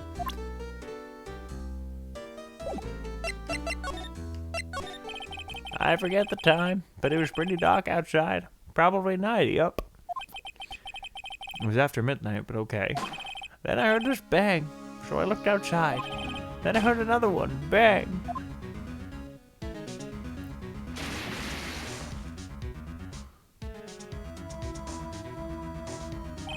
A little while later, this boat comes back. Does he have... I mean, I guess then, yeah, it might be Apollo, because I'm assuming he has some sort of sidekick who is Maya-esque. But I don't know. Then a young man walked by my window here. He was muttering something to himself, yup. What did he say? Yup. I forget. I'll remember tomorrow by court time, promise. Ah, I see. Oh yeah, I think I've seen her in like the artwork for the game. So yeah, maybe her, maybe Trucy. You know what? Little Terry was just here. Terry? Yep, that kid next door. He always used to make him cry, remember? He was wearing this tattered old coat, got himself some whiskers going out of his face. He must be talking about Detective Gumshoe. He comes up and tells me to come down to court tomorrow. Really? Somehow I don't think we were going to get much useful information from this guy. Maya, maybe we should be leaving. I think you're right. Oh wait, I have one more question. Huh? Polly, have we forgotten something? Don't forget DL6. Huh? What did she just say, Nick? One more time, Polly. Don't forget DL6.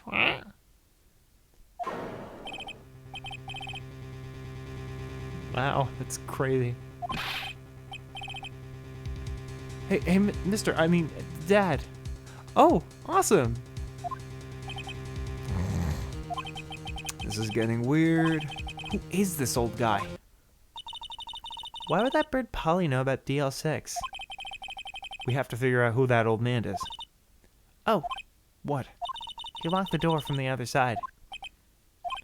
Who could that old man be? I think I need to do a little more research into this DL6 incident. Maybe I should ask Detective Gumshoe. Okay. That's at least progress. Oh, no. No.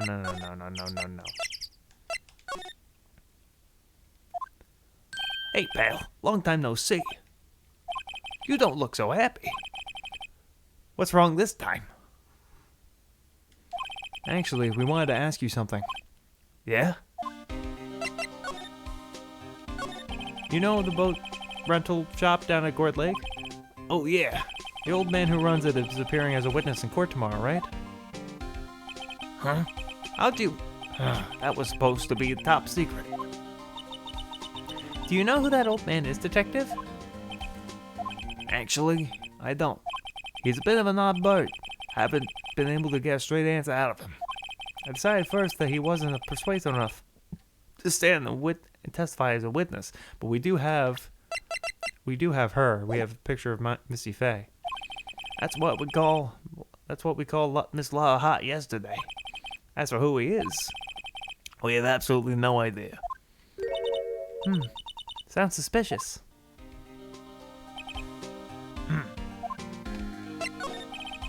Detective Gumshoe, please help us. Huh?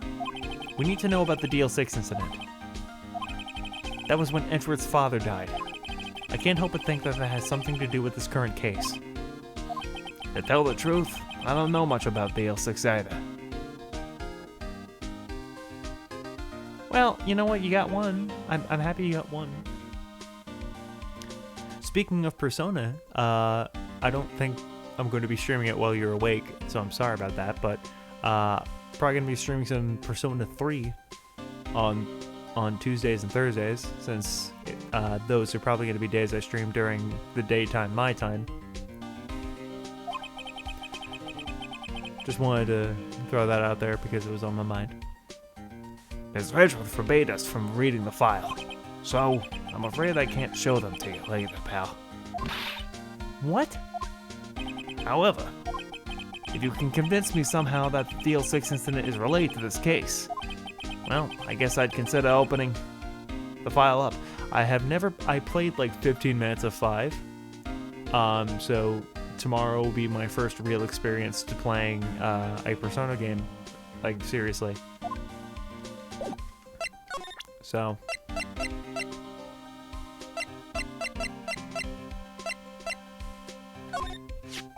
what's that? a parrot? The old man in the boat shop's rental parrot. The parrot knew about that incident. That incident? DL6. I think it might just be a problem with Capcom. Like, I think they were just like, hey, we gave you enough characters, and I think with Ken, that was kind of like the character they allowed. DL6. What? Polly, have we forgotten something? Don't forget DL6. Huh? I'm pretty sure that man must have taught her that word. Yeah, but how would the old man know about the DL6 incident? Wait, what if that old man was connected to DL6? Nick, you think he might be? I get you. Sounds like you need information on the DL6 incident. Though there's a station's records room. I'll give you special permission to go in and find what you need.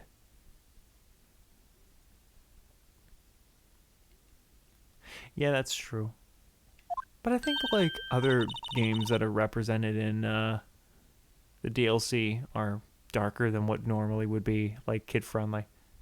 Like hell, Fire Emblem is usually not very kid-friendly.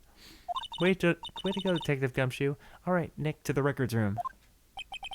I guess it's time we faced Edgeworth's past.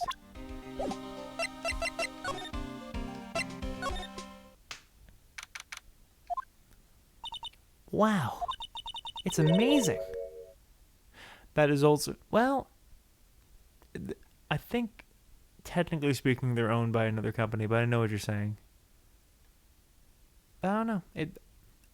I'm happy he's there. It's very cool. It's amazingly dusty. 10 years of files and 10 years of dust, I guess. Let's find the DL6 stuff quick. 15 years ago, both me and Edgeworth were both 9 years old. We were almost through with 4th grade when he suddenly transferred because of DL6. Nick, I found out where the file is.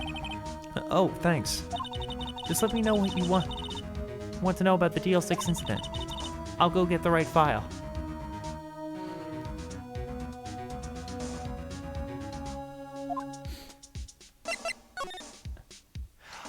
I don't remember watching it live. I don't think I was watching the Game Awards at that time, but like, I remember that being such a huge deal.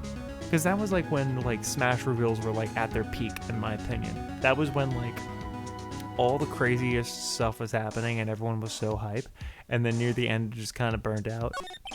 Well, first I have to get the handle on the main facts, like a summary. Right. Summary. Found it. Here you go. December 26, 2001. That's exactly 15 years ago from the day after tomorrow. This game takes place in 2016. Okay. So in 2 days, the case will be it's closed. That incident took place in the elevator of the district courthouse. What? Is this the same district courthouse that we're holding the trial now? Looks like it. There was a large earthquake at 2 p.m. on that day. Part of the court building collapsed, and all the lights went out.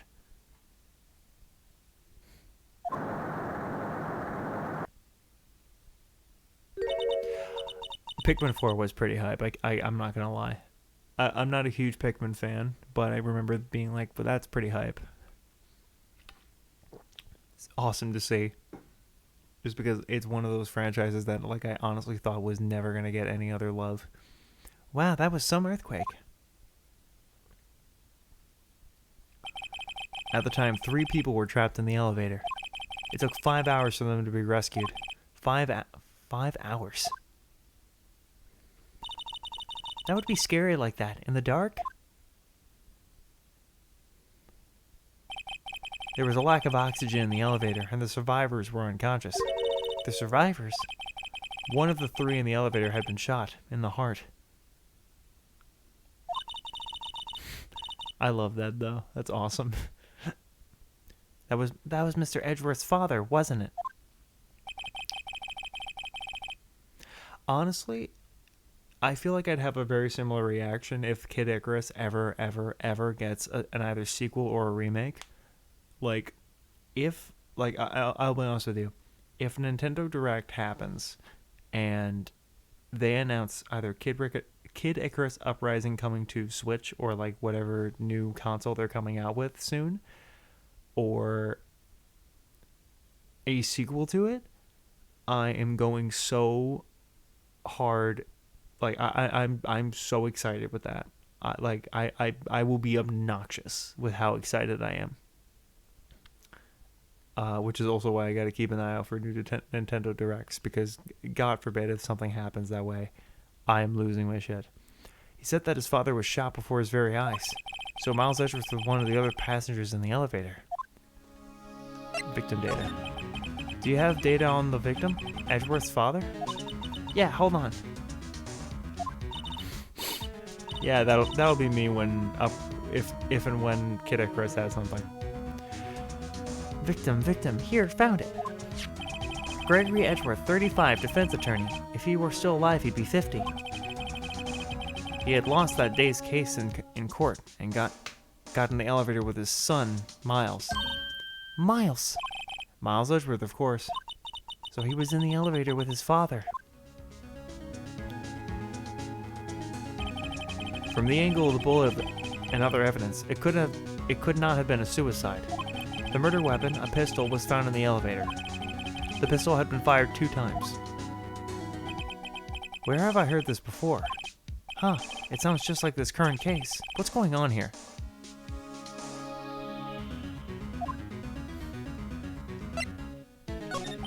Got any data on the suspect in there? That would be the guy that my mom got arrested. Hold on, this is it. The man arrested as suspect in the DL6 was Yanni Yogi? He was a clerk, in the court apparently.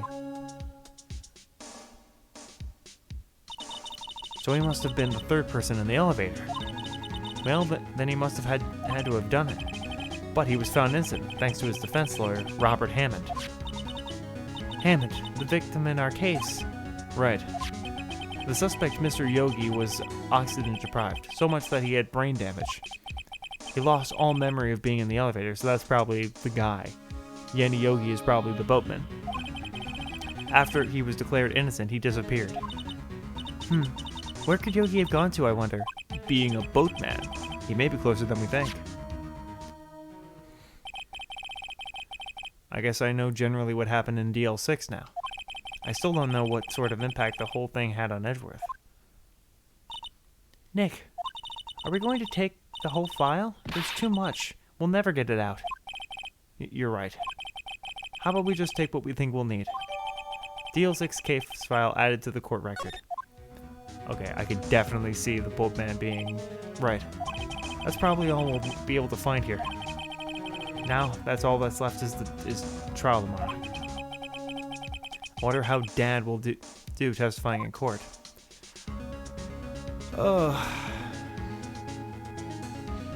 Thing is, I'm very hesitant to, like, I don't... Part of me wants to end stream here, but part of me also doesn't want to, like, fuck myself with the trial information. I don't think I'm going to push myself to end. This is day 3. So, day 3 trial, that means we have 2 days left.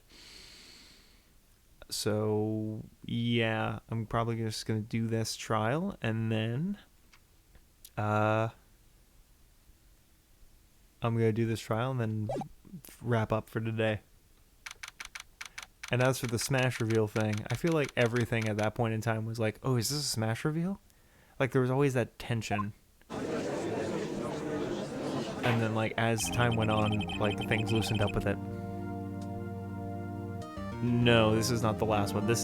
It's day 3 of the case, not it's day 2 of the trial. This is day 2 of trial, day 3 of... Usually if it's the, like, final day, it says final day on it, not day 3. I was confused with that as well, but no. Course now in session for the trial of Mr. Miles Edgeworth. The defense is ready, Your Honor. Very well. Apparently the prosecution is also ready. Who is the judge here, anyway? Mr. Von Karma, your opening statement. Very well. No opening statements, so... Not so fast, Judge. I was taking a meaningful pause before speaking. Right, of course. A prediction. Today's trial ends 3 minutes from now.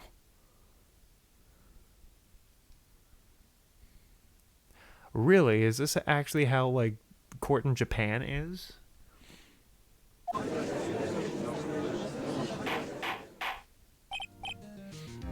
Well, I figured that, but, like, I am unaware of Japanese court systems for obvious reasons. Order, order. Mr. Von Karma, what is the meaning of your statement just now? Must you question everything? This will be over in 3 minutes. We have no time to waste. I will call my witness now. Right. I call my witness, my decisive witness to the stand. It's that mysterious donut shop owner. Okay.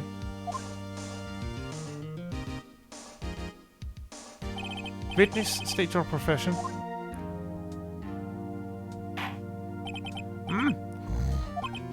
The proprietor of the restaurant is a wet noodle at Gourd Lake.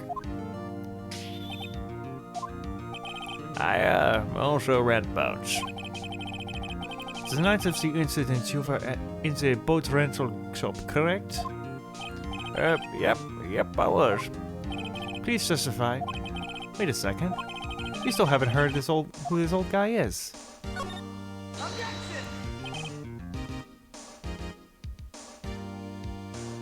Wow, really? Interesting. I'm learning something new today. Wait a minute. The witness hasn't stated his name yet. Because I did not ask him, Mr. Wright. Bah. I have predicted this trial will end in 3 minutes. Stop asking trivial questions and cooperate. Yeah, right. The witness will state his name.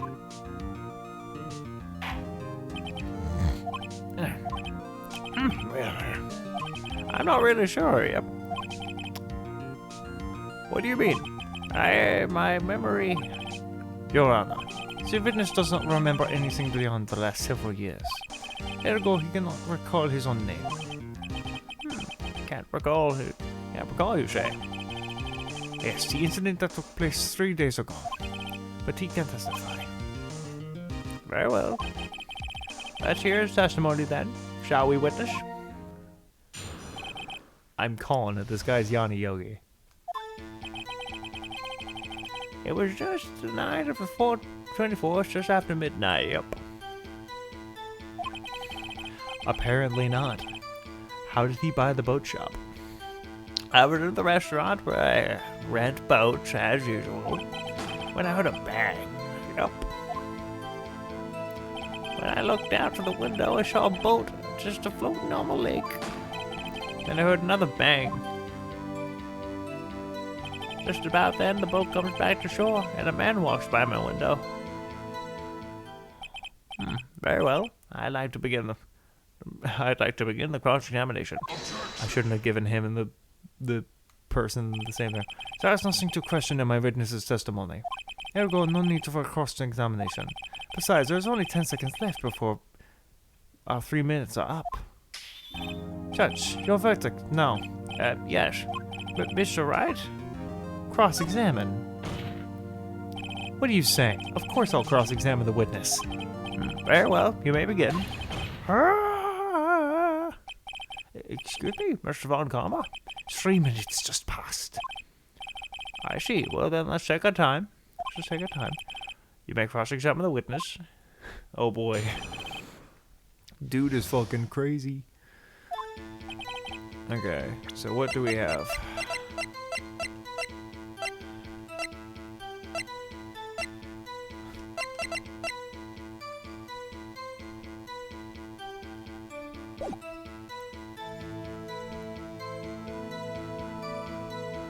Okay. Bang him. And where did the bang seem to come from? From the lake, I figure. Are you certain? Yep. Good. Continue.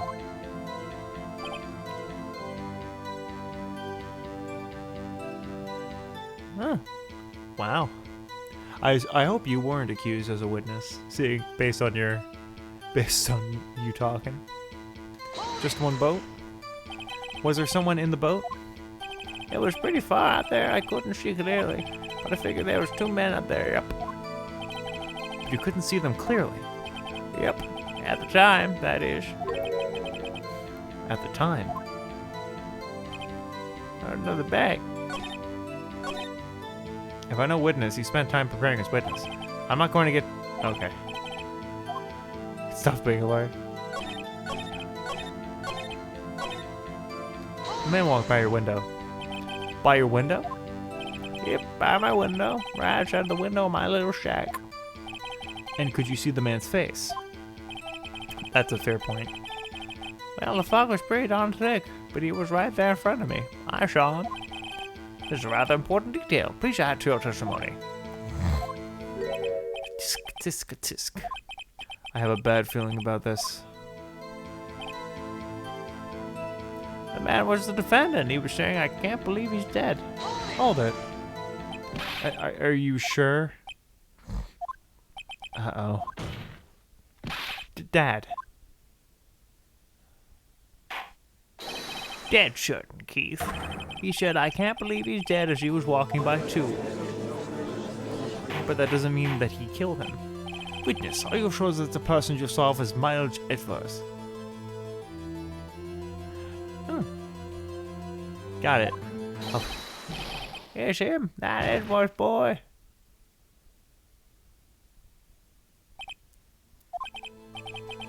This sounds like decisive evidence indeed. I see no room for doubt. Oh, I see, I gotcha. On karma. He lured me into a cross-examination so he could set me up for a fall. Tisk, tisk, tisk.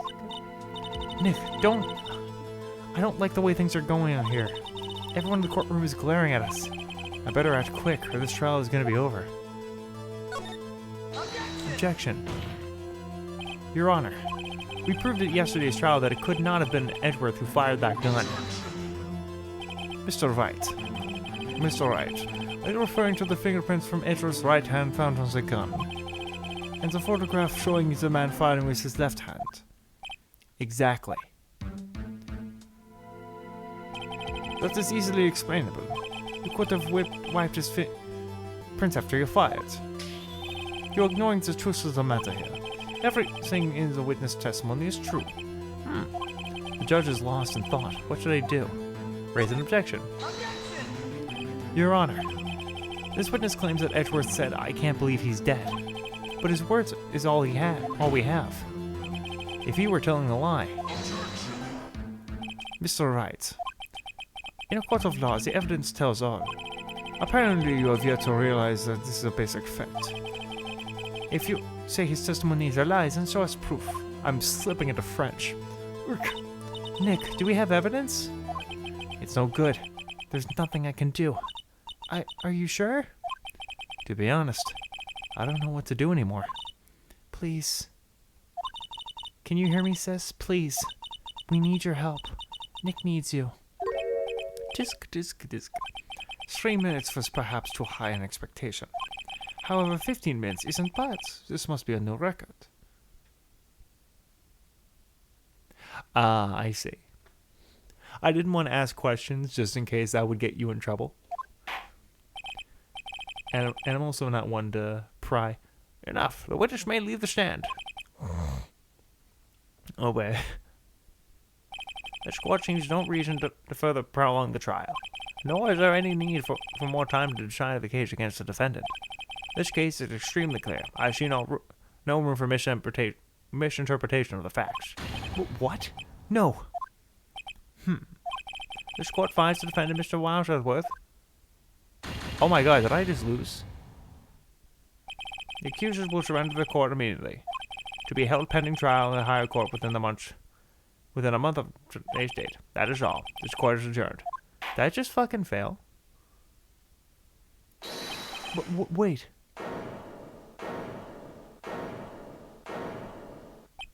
Hey, who was that just now? Me. Huh? What?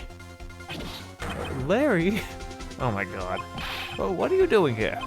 Listen, you gotta listen to me. I was there in the park the night of the murder. I wasn't sure about it until just yesterday.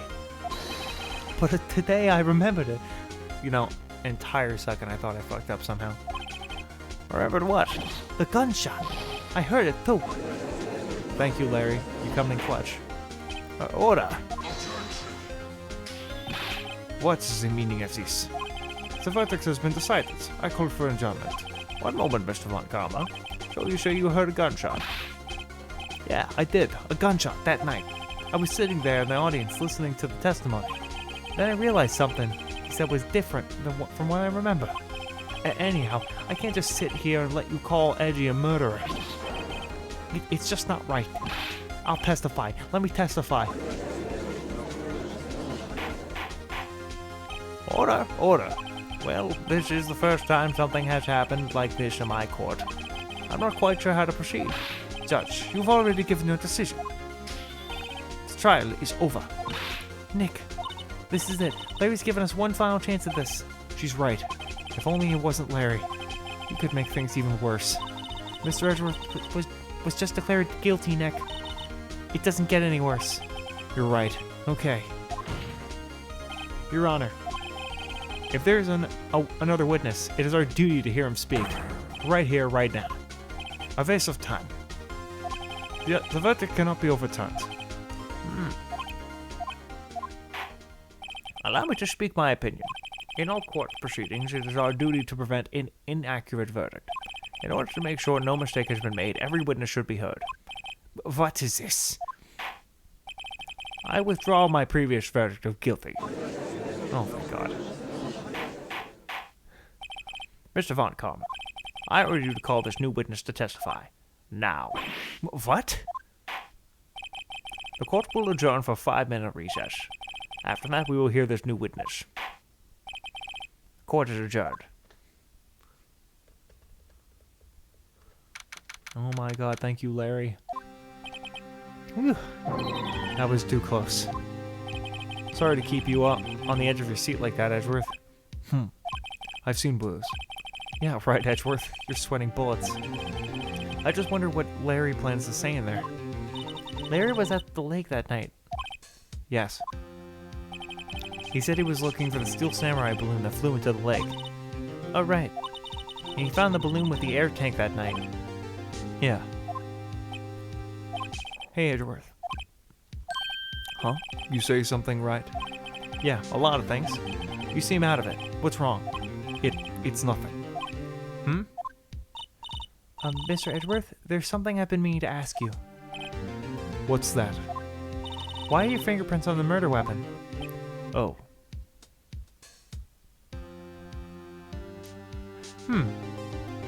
Interesting. Okay. So I guess that would mean that the small child that we used to win the last case would probably be, like, not allowed in Japanese court. Oh.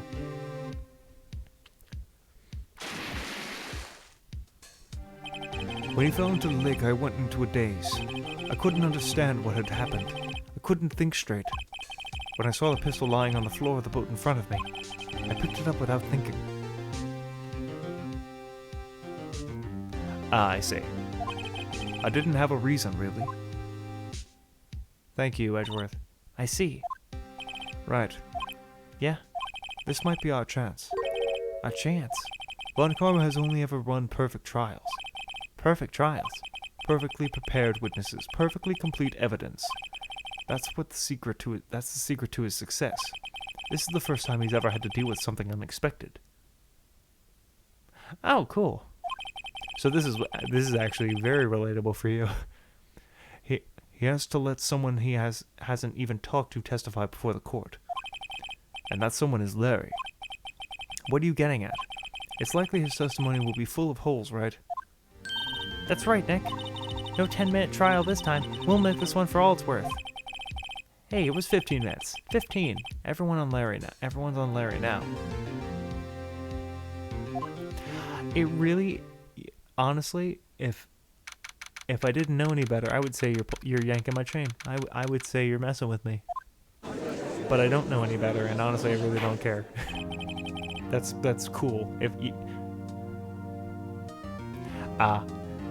Well, you know what? Honestly, if Mina is ever looking for a career change, that might be the way to go. Court is now back in session. Witness, please testify to the court about everything that you saw on the night of December 24th. Right, leave it to me. Please, Larry, don't mess this one up. I hate to admit it, but you're our last chance. Von Karma didn't even have time to prep his witness. I just hope Edgeworth is right about this being our big break. Alright, here we go. The night I was out on the boat in the lake, I was looking for something, and I found it. So I quietly slipped the boat back in at the rental shop dock. Then, just as I was thinking about going home, I heard this bang. I looked over the lake, but I didn't see a boat. So after I heard this single gunshot, I went home. Oh, Jesus Christ. That was unusually vague testimony even for this court. In any case, Mr. Wright, you may begin your cross-examination. Yes, Your Honor. What's wrong, Nick? It's Larry. I have no idea what he's going to say if I press him. I am a little scared. Well, we've come this far. There's no way to go but forward, Nick. Alright, here we go.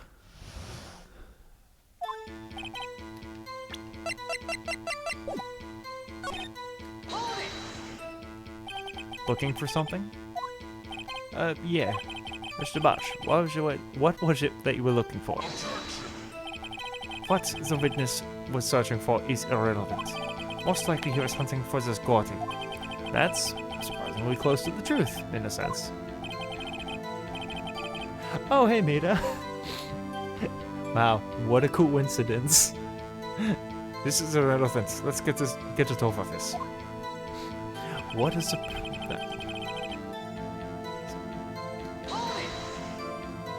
Around what time was that?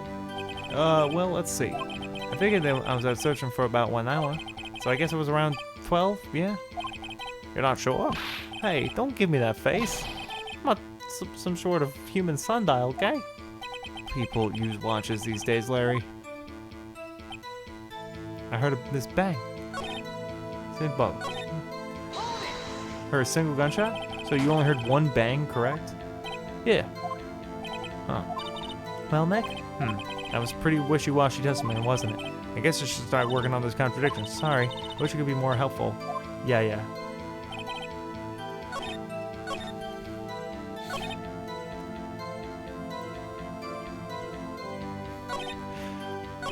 I mean, it was a coincidence that we were talking about you, and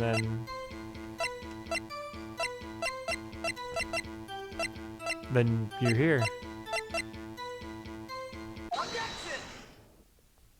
But wait a sec, Larry. What? You only heard one bang? You're sure? That's what I said. But Miss Lotta Hart testified yesterday that she heard 2 bangs. And the old man just now said the same thing. They both heard 2 gunshots that night. Huh? Were you even listening? Were you paying attention at all to what was said? Yo, Nick, please. Huh? You know, something's been bothering me. I'm a witness, see? I'm like a customer here. So you gotta treat me nice and stuff, okay? Mr. Butch. What? You only heard 1 gunshot? Are you sure? Well, to tell you the truth, I'm not sure. Not sure? How could you be not sure? Yeah, well, I might have missed the other gunshot. I was listening to something else. Something else? My radio, dude, with my headphones. What? Oh my god. Order, and stop that booing. Mr. Botch, you were listening to the radio with your headphones? Yeah, so what? Is that a crime? I listen to my radio. Everybody listens to the radio. What's the big deal? Mr. Von Karma, your opinion? Waste of time. I do not accept this witness, nor his shoddy testimony.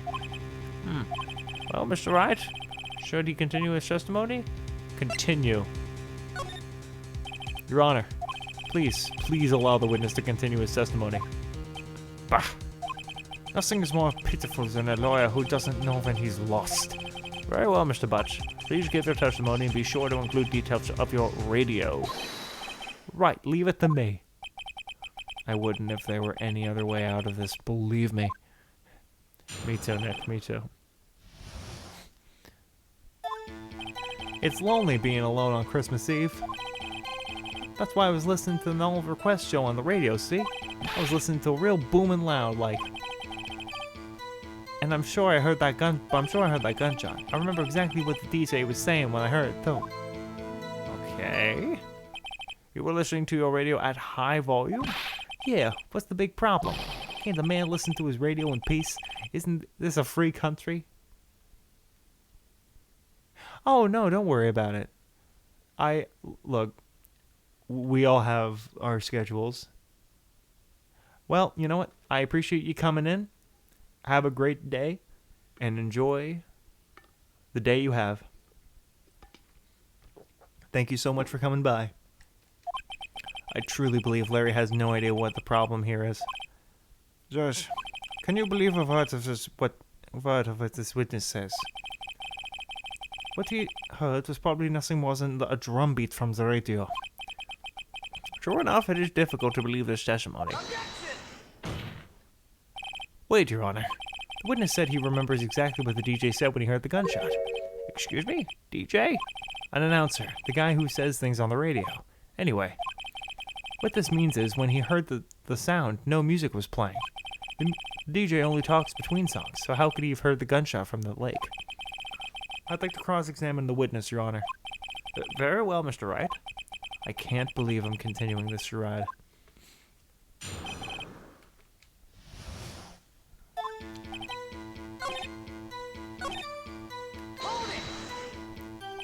Real booming loud?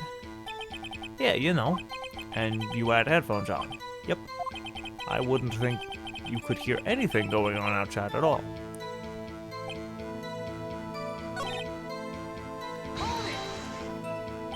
What did she say?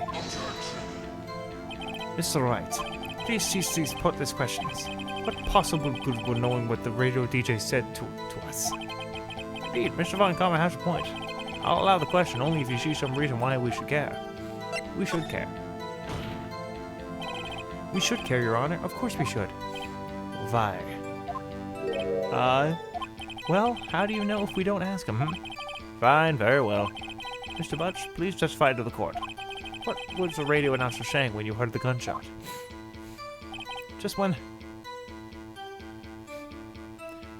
she said, hey, it's almost Christmas, I heard a gunshot. Are you sure? Of course I am. She had this real sexy voice. Maybe Von Karma was right. I'm not sure how this helped at all. This is the most ludicrous testimony I've ever heard. But there is one gleaming ray of hope in there. I've got to press it and see what happened.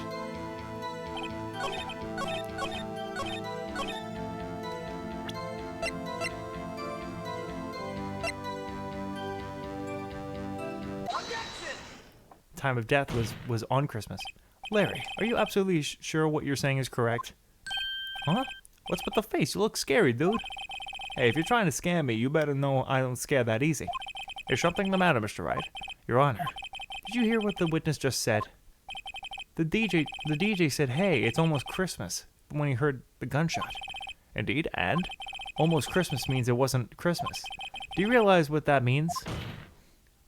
When he heard the gunshot, it was still Christmas Eve. That would seem to be the case, yes. But he should have heard the gunshot, that gunshot after midnight. This photograph is irrefutable proof of that fact. Let's see what time was on the photo taken when the gun triggered Miss Hart's camera. 10:25, 0:15, 15 minutes after midnight on Christmas Day.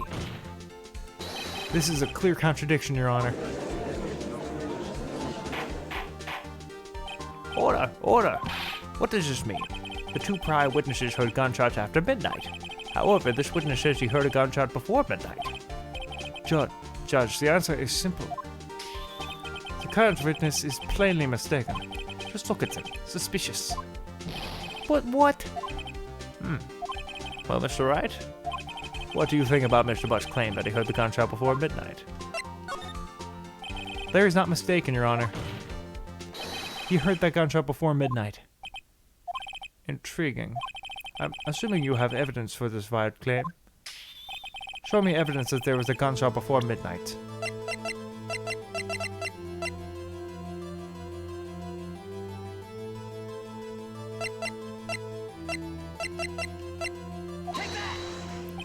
I have a favorite saying. I like to share if it's a cause. Use and stupidity go hand in hand. Get rid of both and I allow you to show me this rubbish you call evidence. In other words, I picked the wrong evidence to show him. I can tell from your face you haven't learned your lesson. Very well, try again. Show us your evidence. Show me evidence.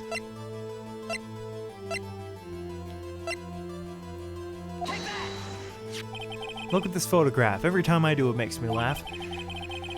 This was yesterday by our witness yesterday, Miss Lotta Hart, with her automatic camera. The timestamp on the photo reads December 24th, 11:50 p.m. Oh. But there's nothing on the lake going on in the picture. Your Honor, the real issue here is not why nothing is shown on the picture photograph. It's why this photograph exists at all. What do you mean? Your Honor, this photograph was taken by an automatic camera. That camera was set to go off in response to loud noises. Aha! Correct. There was a loud noise on the lake at 11:50 p.m. That is why this photograph was taken. In other words, when Larry heard that gunshot, it was most definitely still Christmas Eve. Indeed, it would seem that is the case. Then where does that leave us? Miss Hart testified that she heard the gunshots after midnight. Are you claiming that she was mistaken? Not at all, Your Honor. This is the fact that the camera also triggered at 15 minutes after midnight. Your Honor, that night there were two sets of gunshots with 25-minute pause in between them. Which meme line? The look of this photograph? Why would this be? Don't be fooled, Judge. Is that camera? I think so. I'd have to look back. That camera was set to respond to loud noises. I believe so. Yes, I believe he said that. Yes? There's no proof that the loud noise at 11:50 was a gunshot. Why, the witness could have sneezed, triggering the camera. Hey, my noise was clear as night, man. Clear. Well, Mr. Wright, there's no turning back now. Can you prove that the loud noise at 11:50 a.m. was indeed a gunshot? Please show the court evidence that you have any.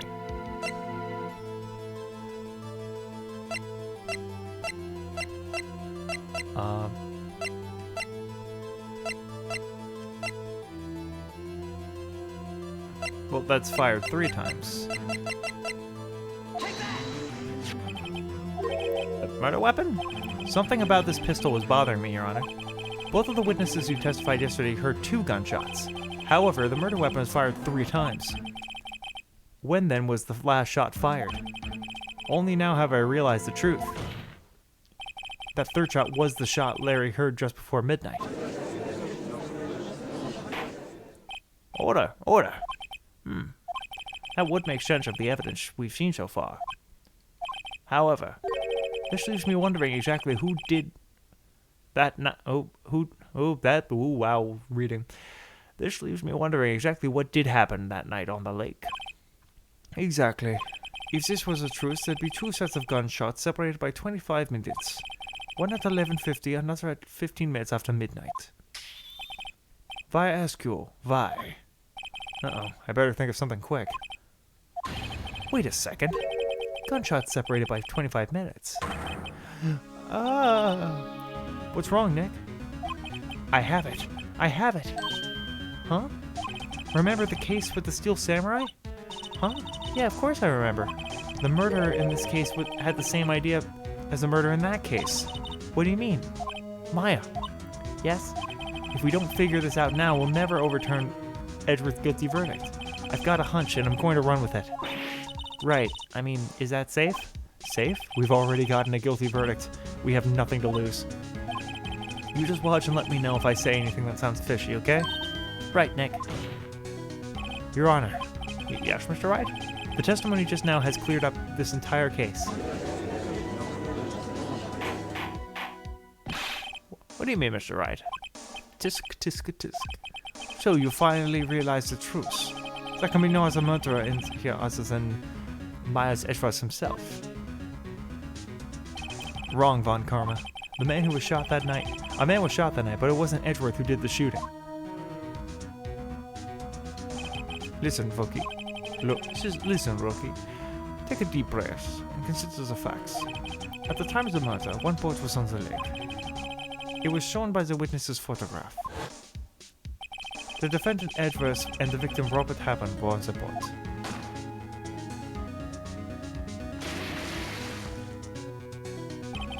There was a gunshot fired in that boat and Robert Hammond fell into the lake. The distance of the shooting was 1 meter. It couldn't have been suicide. Well, the guilty party has to be the other man on that boat. I admit it is hard to imagine any other possibility. Yes, but this assumes that the victim was shot at 15 minutes after midnight.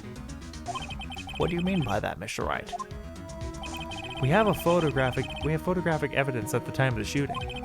The timestamps of the photo says 01:15. But Larry heard the gunshot at 25 minutes before that. Robert Hammond was killed then, 25 minutes before the shot on the lake. That's the only way that Edgeworth could be innocent.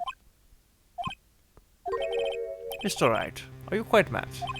Explain who the two men on the boat are.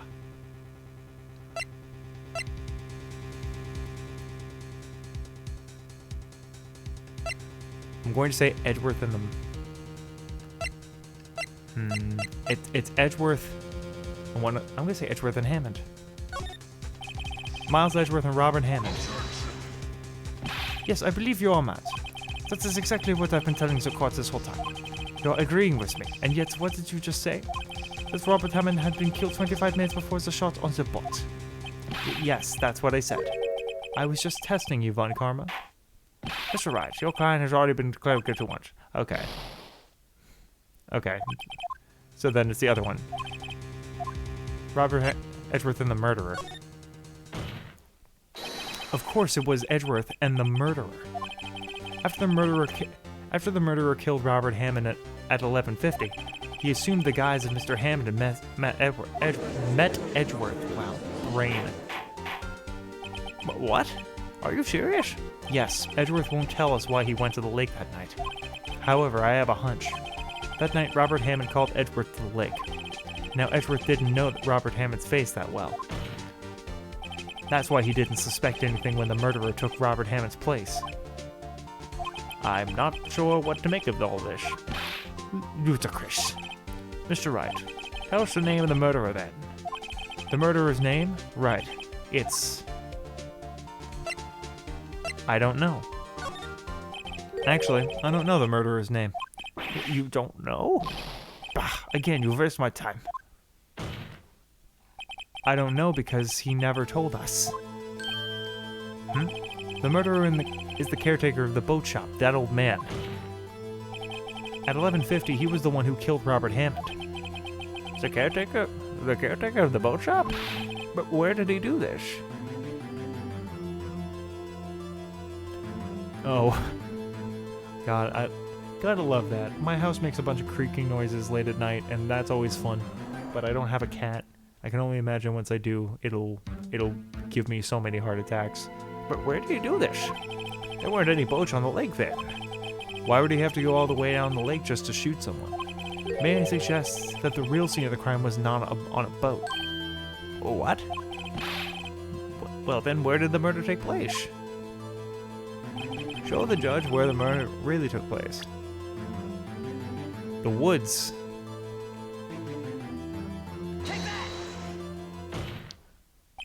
Around here, maybe? Maybe, Mr. Wright? And does this maybe include the reason why the killer would choose a spot? Yes, well, maybe because there is no good reason. The murderer thought we'd never expect it. Maybe you should try again. He wasn't even surprised. I goofed up. Okay.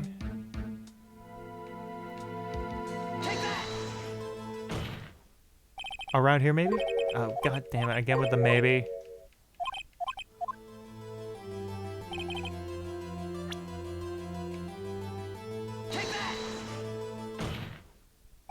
Here, of course, the boat shop where he lives. The way he could meet anyone with the victim without anyone seeing. Do you have proof that the boat shop was the scene of the crime? Recall Larry's testimony, if you will.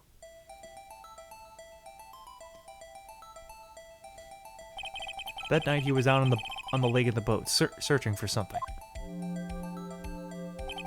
He finds it and returns to the boat. Then, as he started home, he hears a gunshot. He heard a gunshot, Your Honor, even though he was wearing headphones at the time. In other words, the gunshot was very, very close by. And where would that be if he had just returned a boat? The boat shop. Mr. Wright, what happened that night at Gourd Lake? Please tell the court from the beginning. Yes, Your Honor. Nick, are you sure about this? Not really, but I think if I start at the very beginning, and take it slow, I might just be able to figure this out. That night, the caretaker of the boat shop called Robert Hammond to his shop.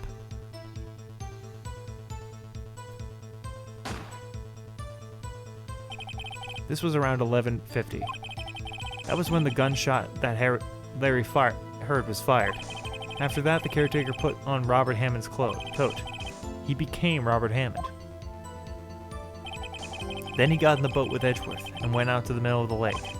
Then who fired the pistol on the boat, Mr. Wright?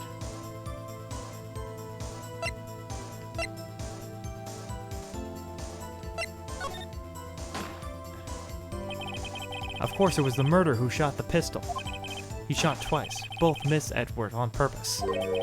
Wait a minute. Yes? Why would he shoot twice if he didn't mean to hit anyone? Details. Notice, Mr. Wright. The moment you run out of explanation is the moment you lose. That is why the murderer had to fire twice. To create a witness. I believe he shot twice to create a witness, Your Honor. Create a witness? The murderer lifts his pistol and fires one shot. That ensures that anyone who heard the shot would look at the lake. Indeed, Miss Hart did exactly that after hearing the first gunshot. Next, the murderer waits a bit and fires again. Then,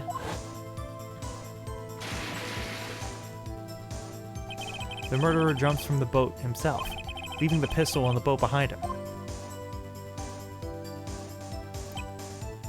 I see. There's someone looking from the edge of the lake. It would appear that one of the men in the boat had shot the other. The murderer didn't know about the automatic camera, of course. That's why he shot twice, to draw attention to the boat. Once you realize that, everything else falls into place. The boat shop caretaker swam back to his shop. Then he put Mr. Hammond's wet coat back on the body. Then threw the body into the lake. This is what happened, Your Honor. These are the events that transpired that night on the Gourd Lake.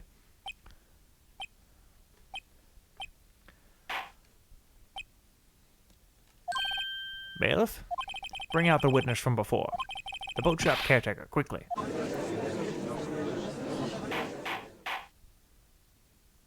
This is getting spicy. I'm having a lot of fun. Very well. While we are waiting for the caretaker, I would like to ask the defendant, Miles Edgeworth, a few questions. Mr. Edgeworth, please take the stand. Mr. Edgeworth, you heard what the defense has said. Yes. Well, why did you go to the lake that night? What Wright has said was mostly correct. Astonishingly so, actually. Yes. Several days ago, I received a letter. The letter was signed Robert Hammond. He asked me to come to the boat shop by the lake at midnight on Christmas Eve. He said they had something very important to discuss with me. Something important? I'm sorry, I can't say what it was. Your Honor, sir. Bailiff, we are conducting a trial here. I ask you to remain quiet. The witness has disappeared. He isn't at the boat shop either. Oh, fuck. What? What should I do? Find him, quickly. We cannot allow him to get away. Oh my god, this is getting fucking intense.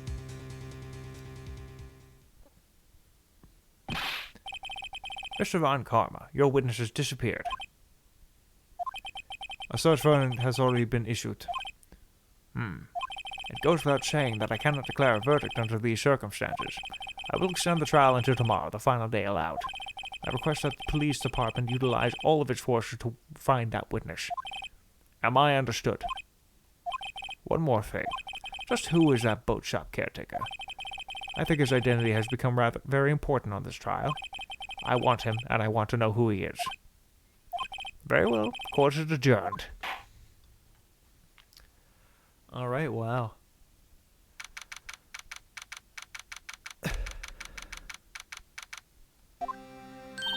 Yay, Nick, you did it. Yeah. Well, at least we got out from under that guilty verdict. And what about Larry? That was something else. Even Von Karma didn't know what to do with his testimony. Larry really helped us out. Sure, once I sifted through his unique testimony. Still, he did save us. Excuse me. I just wish our cases weren't so down to the wire all the time. I mean, I don't know. The first one was pretty good. I know what you mean. Sometimes I feel like it's us on trial instead of our clients.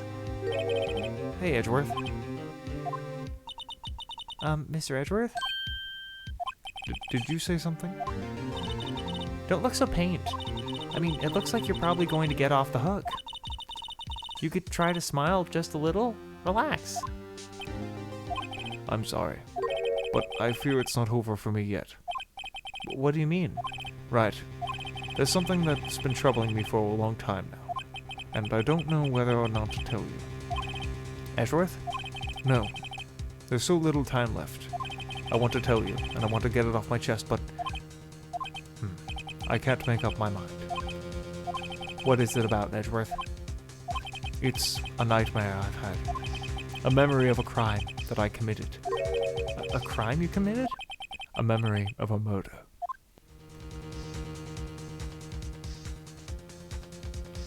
Alright. I think this is where we're going to leave it off then, because this seems like a great place to save. And then next week, next Tuesday, or not next Tuesday, next Monday, for me anyway, next Monday, we can wrap this up. All right. So thank you so much for watching. This was really fun. It's coming down to the wire. Next time we will actually, honest to God, finish Ace Attorney. And yeah, I'm really excited to see how this ends. With that said, thank you so much for watching. If you're watching it on the VOD, please remember to like, follow, subscribe, hit that bell, all that good shit. And as always, stay rockin' and have a great night.